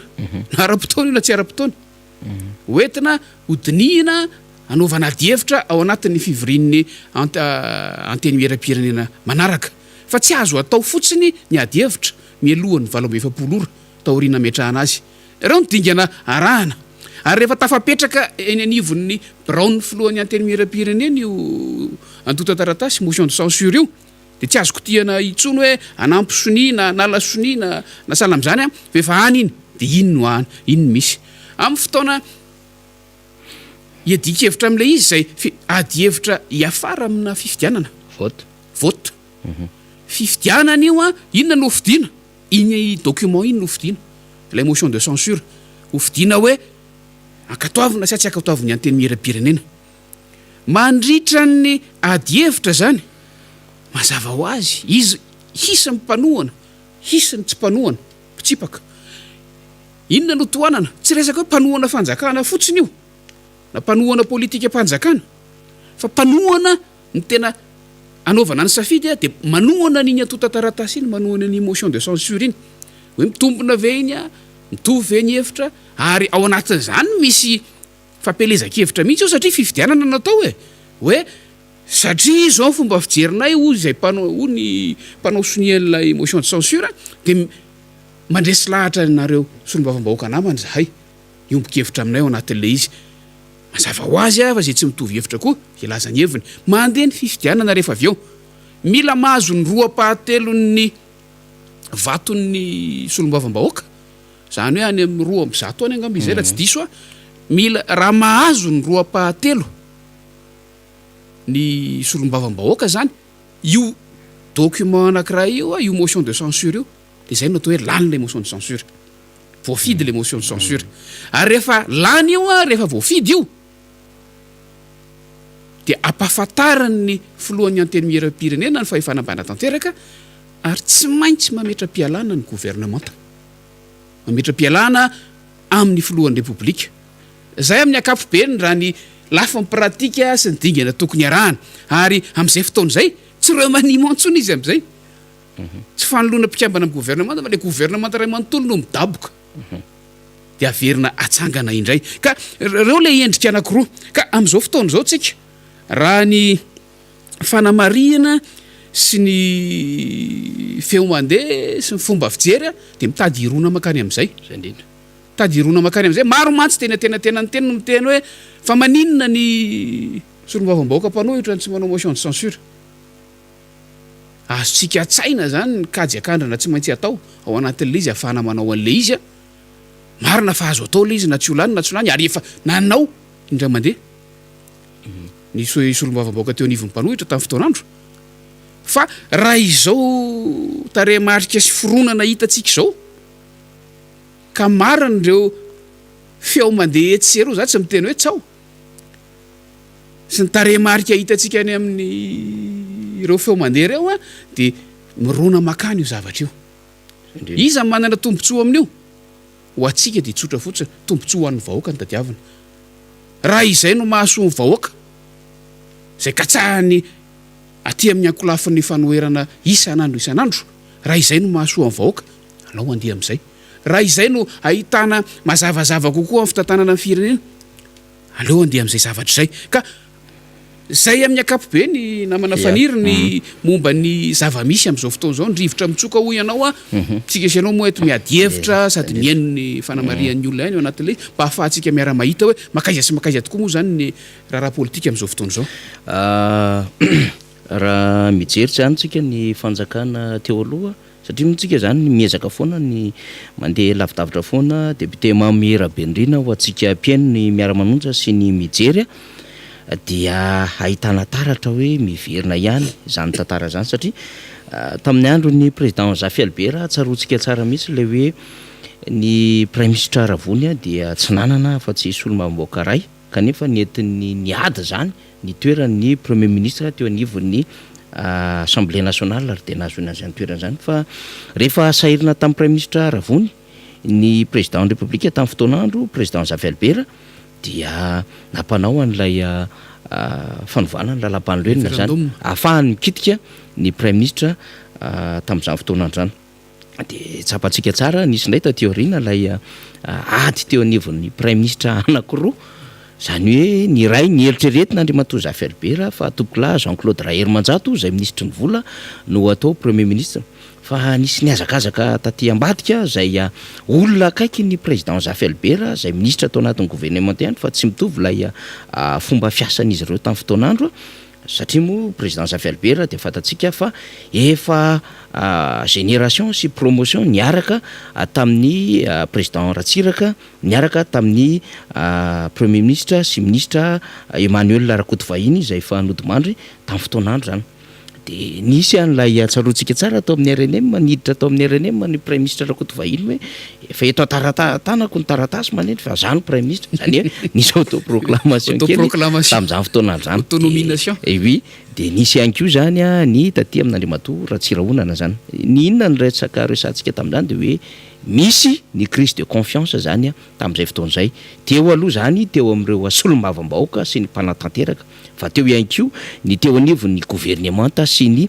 filoha pirenena zany satria nisy lay ady atrano teo anivon'ilay mpikambana teo anivon'ny gouvernement ary nisy ihany koa lay zay tena hoe mihoatra ny fefy zany fidirina tamin'ny aino amanjery mpanjakana izany s'autoproclamer zany hoe zany no premier ministre zany tamin'izay fotoanandro zay de nanaraka fotsiny moa zany président Jafy Albert satria tsy te ampiseho an'le ady taty aoriana zany satria dia mpitarika ny antoko INDD zay nitaritin'ny président Jafy ny premier ministre tamin'izany fotoanandro zany somary tony zay taty amin'ny président Marc Ravalomanana raha tsaroantsika tsara satria ny président Marc Ravalomanana dia tsy anisan'ireo niazakazaka zany nanalana zay teo anivon'ny premier ministre le gouvernement zay fa dia nitazona n'Andriamatoa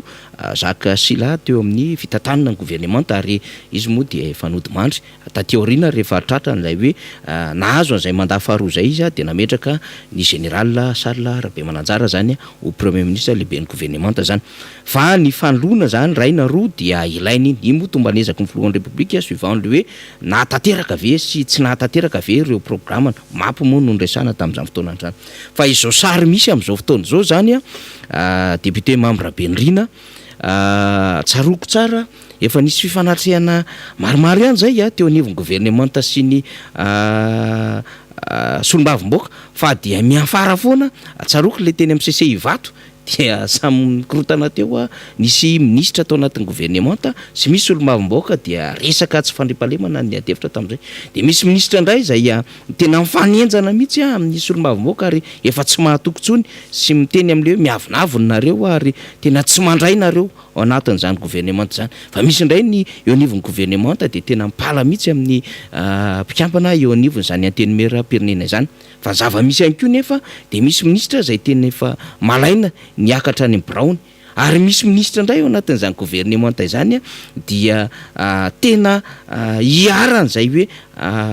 scandale sy hiarana zay tena hoe fanakianana mibavay amin'ny fitantanana département zao zao ndray zao tsika de mahita amin'izao fotoana zao hoe ny amin'ny CTC telo volana tsy nandray ny karamany nefa tamin'ny fotoanandro ny filohan'ny république tamin'ny heritaona tsaroantsika tsara de hoe tena hiditra ao anatin'ilay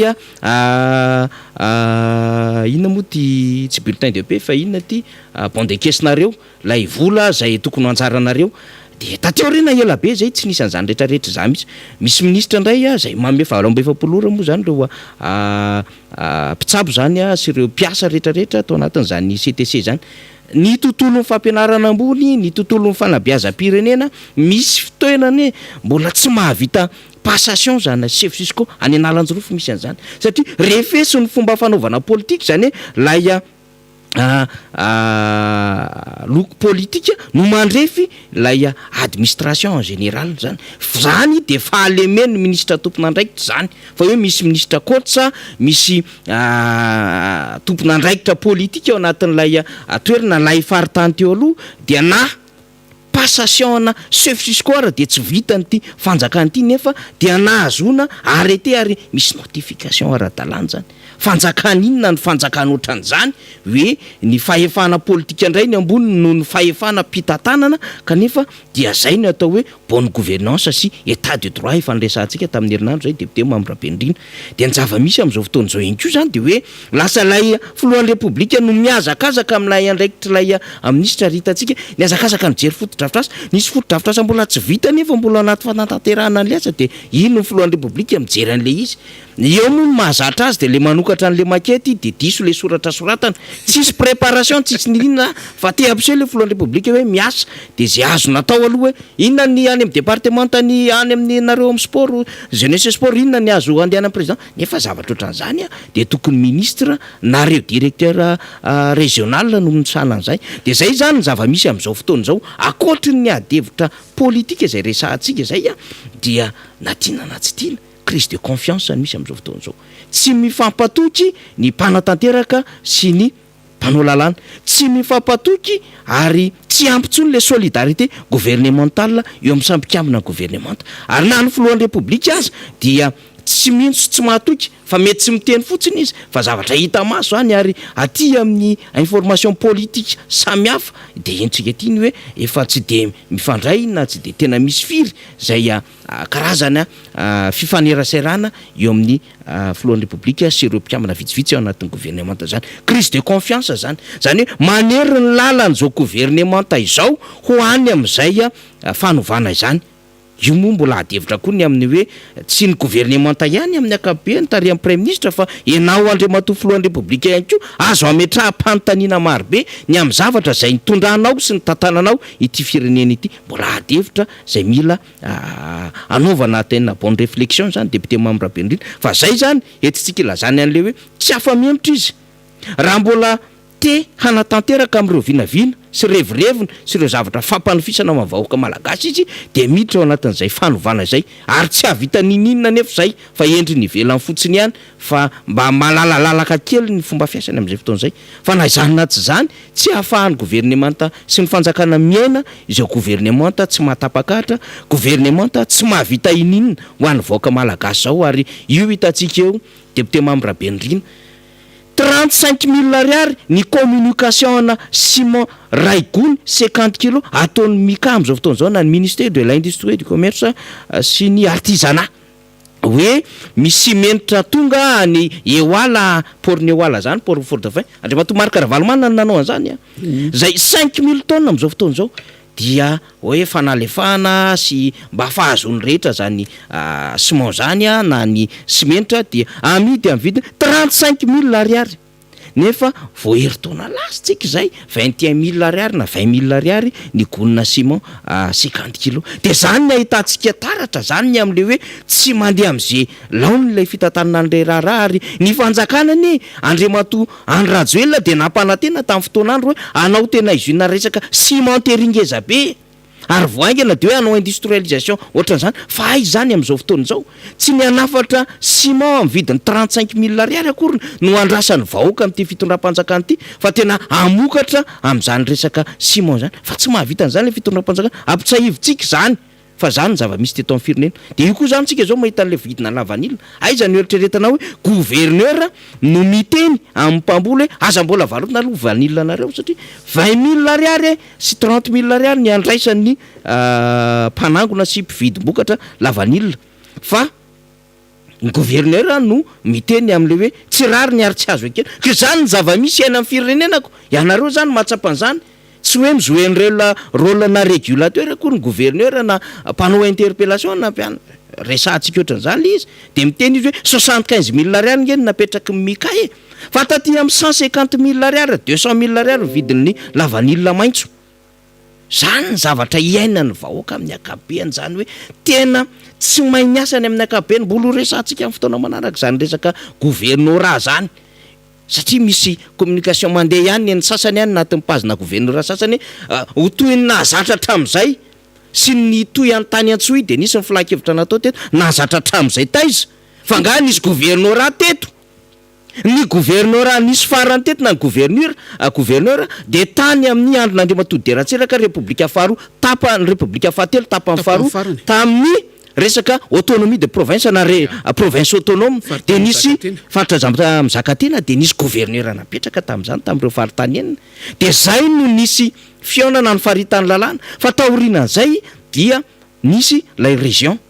de hitatsika napidirina ao anatin'ny lalam-pandrena de misy an'lay hoe chef de province iny moa zany mbola devitra tsy mety vita hatramin'izao de hoe atoy an'lay natao hatramin'izay taiza nisy fivorian'ny gouverneur teto hatramin'izay taiza vao ny foroniny io taminareo naka nyty fanjakany ity nahazo nyty fanjakany ity ary raha tokony izy mbola adevitra eo anatrehan'ny lalàna zany lalam-pandroena sy ny lalàna amin'ny akabeany zay angambany no mety hidirako anatin'izay adevitra i député Mamry Rabendrina hoy zay hoe crise de confiance ho zava-misy zao ary manamarina ny asa nataontsika raha tsy ny asa zany tsika tato anivon'ny fanoherana raha tsy ny teny zany tsika tato anivon'ny fanoherana raha tsy nanao tatitra zany ny solombavam-baoaka tima mpanohitra niaraka tamin'ny sénateur tamin'izany fotoanandrany ny teto faritany teo anivon'ny fanoherana dia tsy nidona ohatran'izao le izy ary zay le izy hoe mbola fusible aloha ny membre ny gouvernement sy ny premier ministre fa raha ny tena izy any any amin'Andriamatoa filohan'ny république zao raha zao député Mamry Rabendrina tsika moa teo ny resaka ny hoe mety hoendriky ny fanovana gouvernement sy ny sisa sy ny antony mahatonga azy fa eto zany tsika de miditra amin'ny hoe inona moa le lazantsika hoe mipaka na tsy mipaka iny anivon'ny vahoaka de efa nytanysainao teo ny apahany zany hoe ny zavatra andrasan'ny vahoaka amina fitondram-panjakana anankiray ao zany ny zavatra andrasany fotsiny amin'ny fiainany andavanandro na ny zavatra efa ampoiziny io na ny tsy ampoiziny fa ao ny fampanantenana zay nomenany vahoaka ary rehefa io tsy tateraka de tonga am'le teneniny ankizy hoe tratra desu vahoaka tratra mifahadisom-panantenana ary rehefa mivahoaka ny tratra mifahadisom-panantenana de tena zava-doza ho an'ny fitondram-panjakana izany nresaka tsika teo hoe amin'ny resaka varotra sy ny filahana andavanandro ny vahoaka fotsiny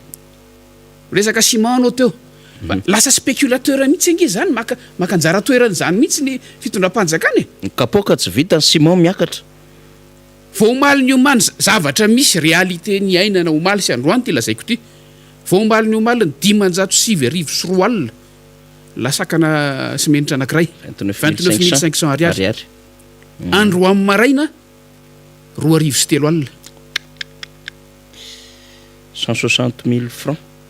zay 32 000 ariary zay ny fiakarany 500 sy 2 arivo ao anatiny ndray alina zava misy ny ainana omaly ariva sy androany maraina zany sy lasaka tsy manankiray fotsiny zany raha iresaka tsika hoe aiza ny fiatraikany zany any amin'ny vahoaka isika nge raha ohatra tsika hoe eritreretina hoe firenena misandratra sy ny sisa ny ino ty izy ny fotodrafitrasa no anisan'ny zavatra andrasantsika ny fotodrafitrasa zay tena sahaza ny firenena sy ilain'ny vahoaka ho an'ny vahoaka ahoana mihitsy no ahafahany vahoaka madinika anana ny fotodrafitrasany manokana na ny fanjakana ara tampina ny domy am'izany ary azotsika tsaina hoe nahoana reo mpandrara no tsy tafavoaka ntsony ao anatina an'ireny fanaovana an'ireny asa ngeza de ngeza eto amin'ny firenena zany zavatra ny ainana omaly sy androany maraina tsy miresaka ny zavatra afitsika miresaka ny lavanilina ianao teo zay fotom-pivelomana any amin'ny faritra tapany avaratra sy atsinanana amin'ny eto Madagasikara tabatabaina foana io ary io le iara-le fahadisom-panantenana sy lay tsy fifehezana ary lay mifanohitra am'zahatra tokony atao le hoe tokony anao ny asana régulateur fa lasa manao ny asana spéculateur zay zavatra mitranga am'izao fotoana izao miresaka tsika raha mbola fiainana andavanandro ny mponina ihany resaka lalam-pirenena fatatsika ny zavatra mitranga am'izao fotoana izao mampalahelo tena mampalahelo za zao vao nandalo tamin'ny lalam-pirenena faharoa iny herinandro vitsivitsy lasa zay ny ainan'iny zany niala teto Antananarivo nakany Tomasina nahita tsara ny zava-nisy ary vavolombelona nandeha tao anaty dobo anao zany nandeha tao anatin'ireny dobo reny a fa tena ataotsika hoe zahatra faran'izay vaventy reny amin'ny fotodrafitrasa ilain'ny vahoaka fa faran'izay madinika ireny amin'ny fiainana andavanandro ny vahoaka satria lalana efa nisy angio e justement lalana efa nisy io hatramin'izay ary fikojakojana no ilaina fa tsy fanorenana tsy fanarenana ary tsy fanorenana lalam-baovao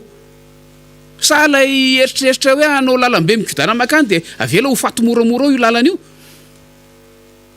tsy haiko efa zay ve ny tsijovina lavitra amin'le izy fa raha zava-misy amin'ny lalam-pirenena amin'izao fotoana izao tsy gaga koa tsika raha ohatra ka miakatra ny vidim-piainana ny akamaroany zahatra ilain'ny vahoaka amin'ny andavanandro ange mandalo amin'iny lalana iny e ary ny faharatsiany io lalana io fahasimbany io lalana io a za mpivezivezy amin'ny lalana iny fa mbola tsy mbotra zao iny lalana iny ny anaovana le 20 kilometatra farany alohan'ny idirana ny Tomasina amina 4x4 anankiray tena efa hoadiny roa mandady a tena efa hoadiny roa 20 kilometatra farany ahoana moa tsy tombo kosa maso karena na ny olona mandeha tsotra fotsiny aza kanefa izany no tokony ialana izany no tokony hotsonjovina lavitra be fa raha ohatra ka ohatrany mba asa nisy eritreritra ihany ny mpitondra fanjakana tamin'ny taona lasa hoe mandritra ny fotoana fiboana dia anao fikojakojana ny lalana sika nisy an'izany a nisy an'izany mihitsy nisy an'izany a fa inona no nitranga ny hipoka ny vahoaka lalana na velopotika tao tsy nisy nijerena na dia taty andrenivohitra na tany amin'ny lalam-pirenena hanika zao vokany amin'izao fotoana izao e no misokatra ny fifandraisana amin'ny faritra sy ny faritany rehetra teto Madagasikara tonga dia midona mirindrina hoy isika teo satria tsy azo heverina mihitsy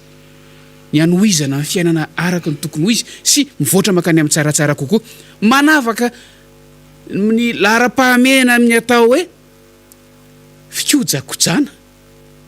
zay aza tsy vita ty fitondram-panjakana ty ny zavatra efa misy aza izahay taloha fony zahay ny tantana commune ny ezahana natao voalohany indrindra satria zany ny fanamariana lazain'ny olona sy vahoaka dia nyraisinay le fanamariana ny amin'ny hoe tetikasa betsaka rehefa vita izy tsara mitokana azy mahafinaritra fa ny fikojakojana azy mba haharitra iny tena asa be ary asa maharitra zany tafiditra ao anatin'ny fahaizana mitantana sy fahaizana mitsinjo lavitra sy fahaizana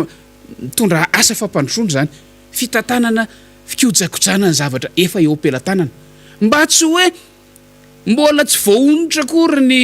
trosa tamina namboarana an'io zay fatatsika efa fanjakana malagasy rehefa mitrosa dia ampolo taona ny maro a mbola tsy voaonitra kory dia efa hitrosa ho amin'ny fanarenana azy indray fa fikojakojana tsy nasiana resaka mihitsy tao anelanelany tao zany ny zavatra mitranga fanira zafi-manantany amin'izao fotoana izao ary tsy gagitsika hoy a raha mihitsoka le firenena ny tena loza sy mamenatra koa ny député Mamirabeindrina dia tamin'ireo asa kely samihafa zay fotodrafitrasa nataon'ny fanjakana tety sy teroa na lalana io na bâtiment zany dia mbola tsy volavola reo entrepreneur ary dia miantso vonjy mihitsy ny amin'le hoe tena aloava zay satria ny entrepreneur dia manana engagement izy any amin'ny banky amin'ireo findramam-bola hampandehanana ny asa satria fatatsika tsara rehefa misy ny marché na ny tsenam-barom-panjakana dia misy zany ny lalàna sy ny pitsopitsony atongavana amin'izay na eo amin'ny fomba fahazonany tsenan'asa raha ny tena izy sy ny fomba azona ny vola zany na nyreo déblocage ny vola de misy anatin'izany fotoana na ny lalàna izany amin'ny hoe zao isanjaton'ny vola aloha na 20 isanjaton'ny vola aloha no aloha de rehefa azo ny asa manaraka 20 isanjaton'ny asa attachement dia misy indray le déblocage na vola manaraka an'izay de aorinan'izay mandeha ny réception technique sy ny sisa zay vao tena misy ireo vola tanteraka zany zay azo anatin'izay zany no niteraka an'le problème tamin'ilay tompon'andraikitra tao anivon'ny fiadinan'ny repoblika teo aloha mifangaro tamin'ilay marché samihafa satria de tena misy manao an'izay rapadango kely izay zany sy fanangonana an'izay tsenanasa izay zany ary hitantsika zany nanomboka mipoko zay raha zay fa nytitsika iverenena anatin'izao zany de hoe tena tsy manam-bola le fanjakany fa le resaka resahany io hoe any atsimo anao fanampy 320 270 tetikasa de asa hoe aiza no ahitana vola anodinana an'izany ny resaka lalana zay resahantsika eo aminatin'izay hoe entretien routière zay aiza no ahitana am'izao lela vola zao satria ny fer dia efa nanana ny andraikitra sy ny lalàna namaritra an'izany fer zany efa miresaka fefitsika am'izao fotoana zao raha miresaka indray zany tsika ny amin'ny hoe ny reo fotodrafitasa goavana zany zay eritreretin'ny fanjakana dia mbola io izy hitantsika io hoe tsisy mandeha am'izay loany am'izao fotoana zao indrindrandrindra ny amin'ny hoe misy ireo vacation tsy voaloha misy ireo indemnité samihafa misy ireo karama sy ny bourse tsy voaloha amin'ny fanjakana tsy manam-bola amin'ny fanjakana pour ne pas dire hoe fahita satria tsy fiteny zany ao anatina fanjakana tsisy zany ka rehefa tsy manam-bola le fanjakana rehefa tsy mandeha le firindran'ny asa eo amin'ny samy androm-panjakana satria na le filohan'ny repoblika tsy mahabaiko an'le membre ny gouvernement le membre ny gouvernement samy manao zay tiany natao lay solo-mavomoaka dia mipetaka na ao anatin'ny fitondrana io na isika ty anivon'ny fanoherana hoe tena izao ny ataonareo de inona ary ny atao de victime misubira ary mafy be lay vaoaka malagasy am'izao fotoana zao fa heureusement tsika atao anatin'ny fanoherana zany miteny tsy mitabataba sy mandondatabatra de mba miozina kely ihany le lohan'le fanjakana fa efa manomboka izy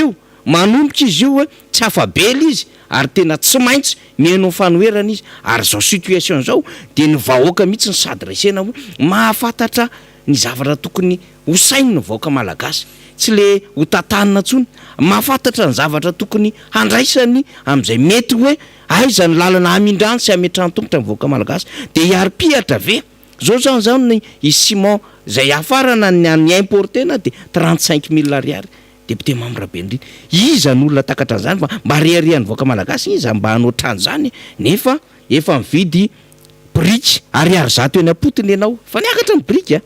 ny malao na ny vato fanaovana fototra 100 ariary izy am'izao fotoana zao de zao ny simenitra zany 35 000 ariary de tsika tsy mitantara tsony ny vy na turquie na sudaf na frantsay ny marque zany vy ampiasainy zany ny viana vahoaka malagasy potika tanteraka nola endrika hoe tsy faiza mitata amin'ny fitondram-panjakana député mandrapenindrina efa somary amaraparantsika amty anio ty zany betsaka ny zavatra nyresahantsika teo ary niezaka ny resaka tsika ny fitantana amin'ny mpanatanteraka mety mbola manakambara tandrefa izay ianao ny tena kosa dia ametoerana ny namatsika rina rabe mananjara ianareo mirahalahy moa zany amarana azy fa dia manao fisaorana ho an'ny mpiain'ny Miara-Manonja sy ny mpijery maneran-tany am'izao fotoana izao misaotra toko soatranao tahiry misaotra tamin'ny fiarahana androany faniry faniry azafady faniry azafy manatany misaotra tamin'ny fijerenany raharam-pirenena fa araky ny voalaza teo efa akaikikaiky ny amaranana amin'ny fotoana ihany tsika misy tiako iverenana kely ihany ny ao amin'ilay resaka hoe misy voaloha misy tsy voaloha i volan'ny mpanao raharaha zany hoe ireo nahazo ny tsenam-barim-panjakana izay profo anankiray fa tsy manam-bola ny fanjakana misy zavatra endrika maromaro ma tsy isin'le tsy fananany fanjakana vola intsony tsy fahita ozy izy faniry teo en cessation de paiement any ambadimbadika any mety azo ilazana azy fa somary manaitra ny saina indraindray misy ihany ange ireo mpandraharaha tsy mitaraina zany hoe voaloha ny volany zany hoe ny fitsinjarana ny fandoavam-bola mihitsy zany ao amin'ny fanatanterahana reny tsenam-barim-panjakana reny no efa tsy araka ny tokony ho izy tsony efa tsy aradrariny tsony ary tsy manara-dalàna intsony fa tena misy tena misy zany fa matetika ireo lay madinidinika ireo lay orinasa salatsala no fomba fitenitsika azy amin'ny fiteny malagasy ireo no iaran'lay tsy fahafahana mandoa vola intsony tsy fahafahany fanjakana mandoa vola intsony nefa ireo no antena itsika hivoatra ireo no tokony ho fanohitra mpiakatra ny toe-karena ireo no anome asa isaky ny faritra iasan'ireo olona ireo ary ny asan'ireo no fotodrafitrasa iainan'le fanjakana ao anatin'ny taona maro manaraka kanefa ireo no atao tsinitsinina ary de tena mampalahelo ny zava-misy satria raha nanantena iasa nanantena azo tombony nanantena ame asa ho an'ny olo-kafa de lasa bokatrosa sy enjehan'ny banky amin'izao fotoana izao misy nefa ireo tena miriarisy ataoko hoe tsara piaro de voaloha hatramin'ny ariary farany indrindra ia zava-misy daholo moa zany ao anatin'ny toe-karena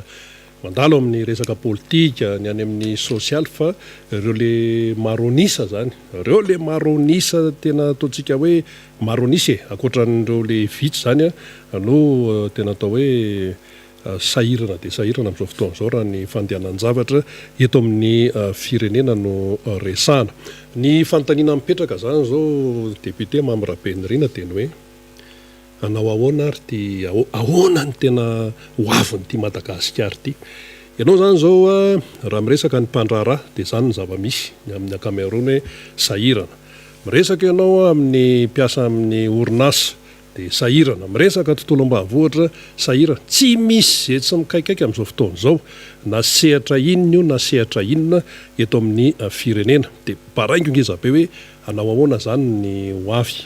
iny zao nisy an'le faraparany teo nisy an'le lalàna le momba resaka tany zay hoe député hoe vitsivitsy zany no hoe nandany sy ny sisa de fa nisy ny faneho-kevitra maro isan-karazany de ahoana zany ty tany eto Madagasikara ty ahoana zany ny tena amin'ny faramandimby sy ny sisa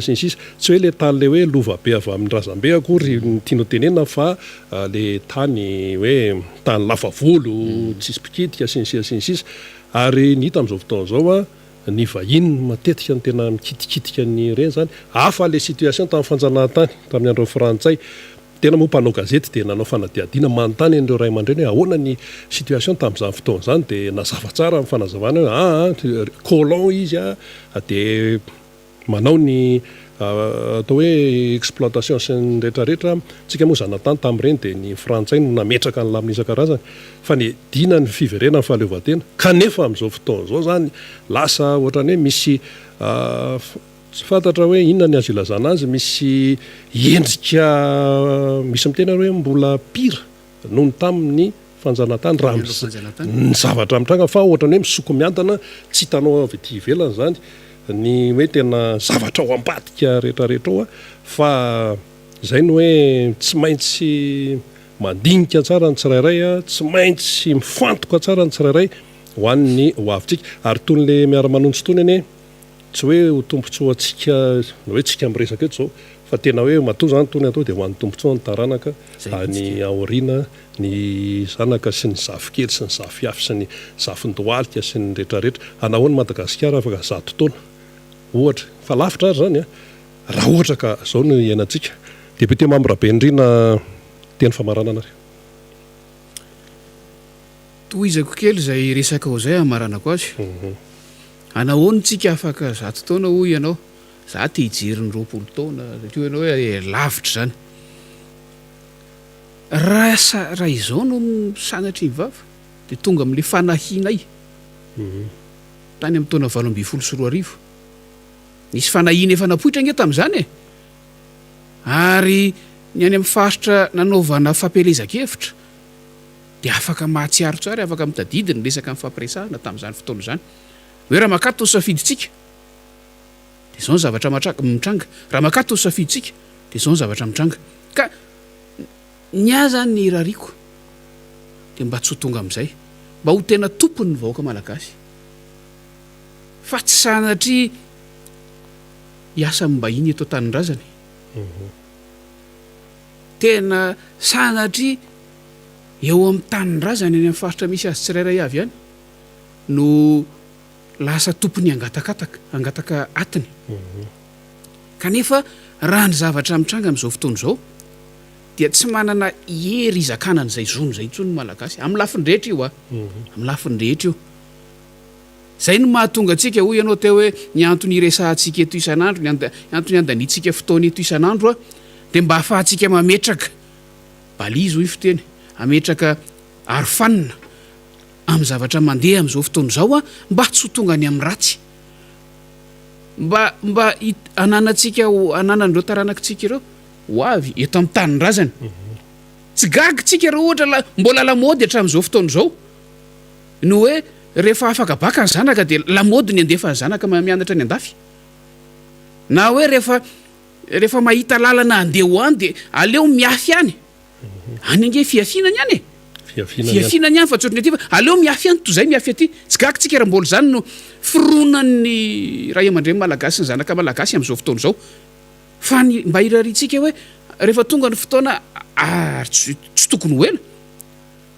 dia ny zavatra rehetrarehetra eto Madagasikara dia natao ahasony malagasy ary tsisy tsiriritra zay antsony fa betsaka ny azo atao eto ary raha te ho tompony isika raha te ho tompony ity fireneny ity isika dia mila mandray andraikitra mila manamaito milaly ary mila mahafantatra ny zotsika mila mahafantatra ny zotsika amin'ny lafiny rehetra na lafo politika aza indrindra za zany dia manamafy an'le hoe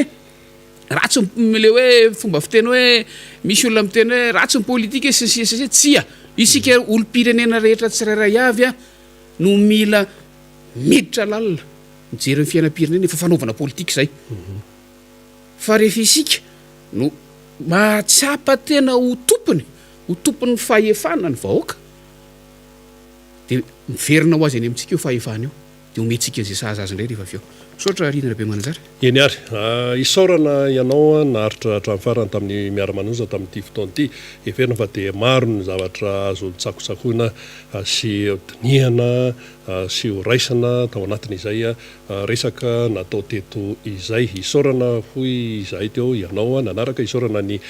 mpisehatra teto isaorana ny teknisianina maro samihafa izay niara-nandrimana tamin'ny fanatotosana ity fandarana ity raha mipitso indray ny fotoana antsika manaraka samy tahin'Andriamanitra veloma tompoko manao veloma tompoko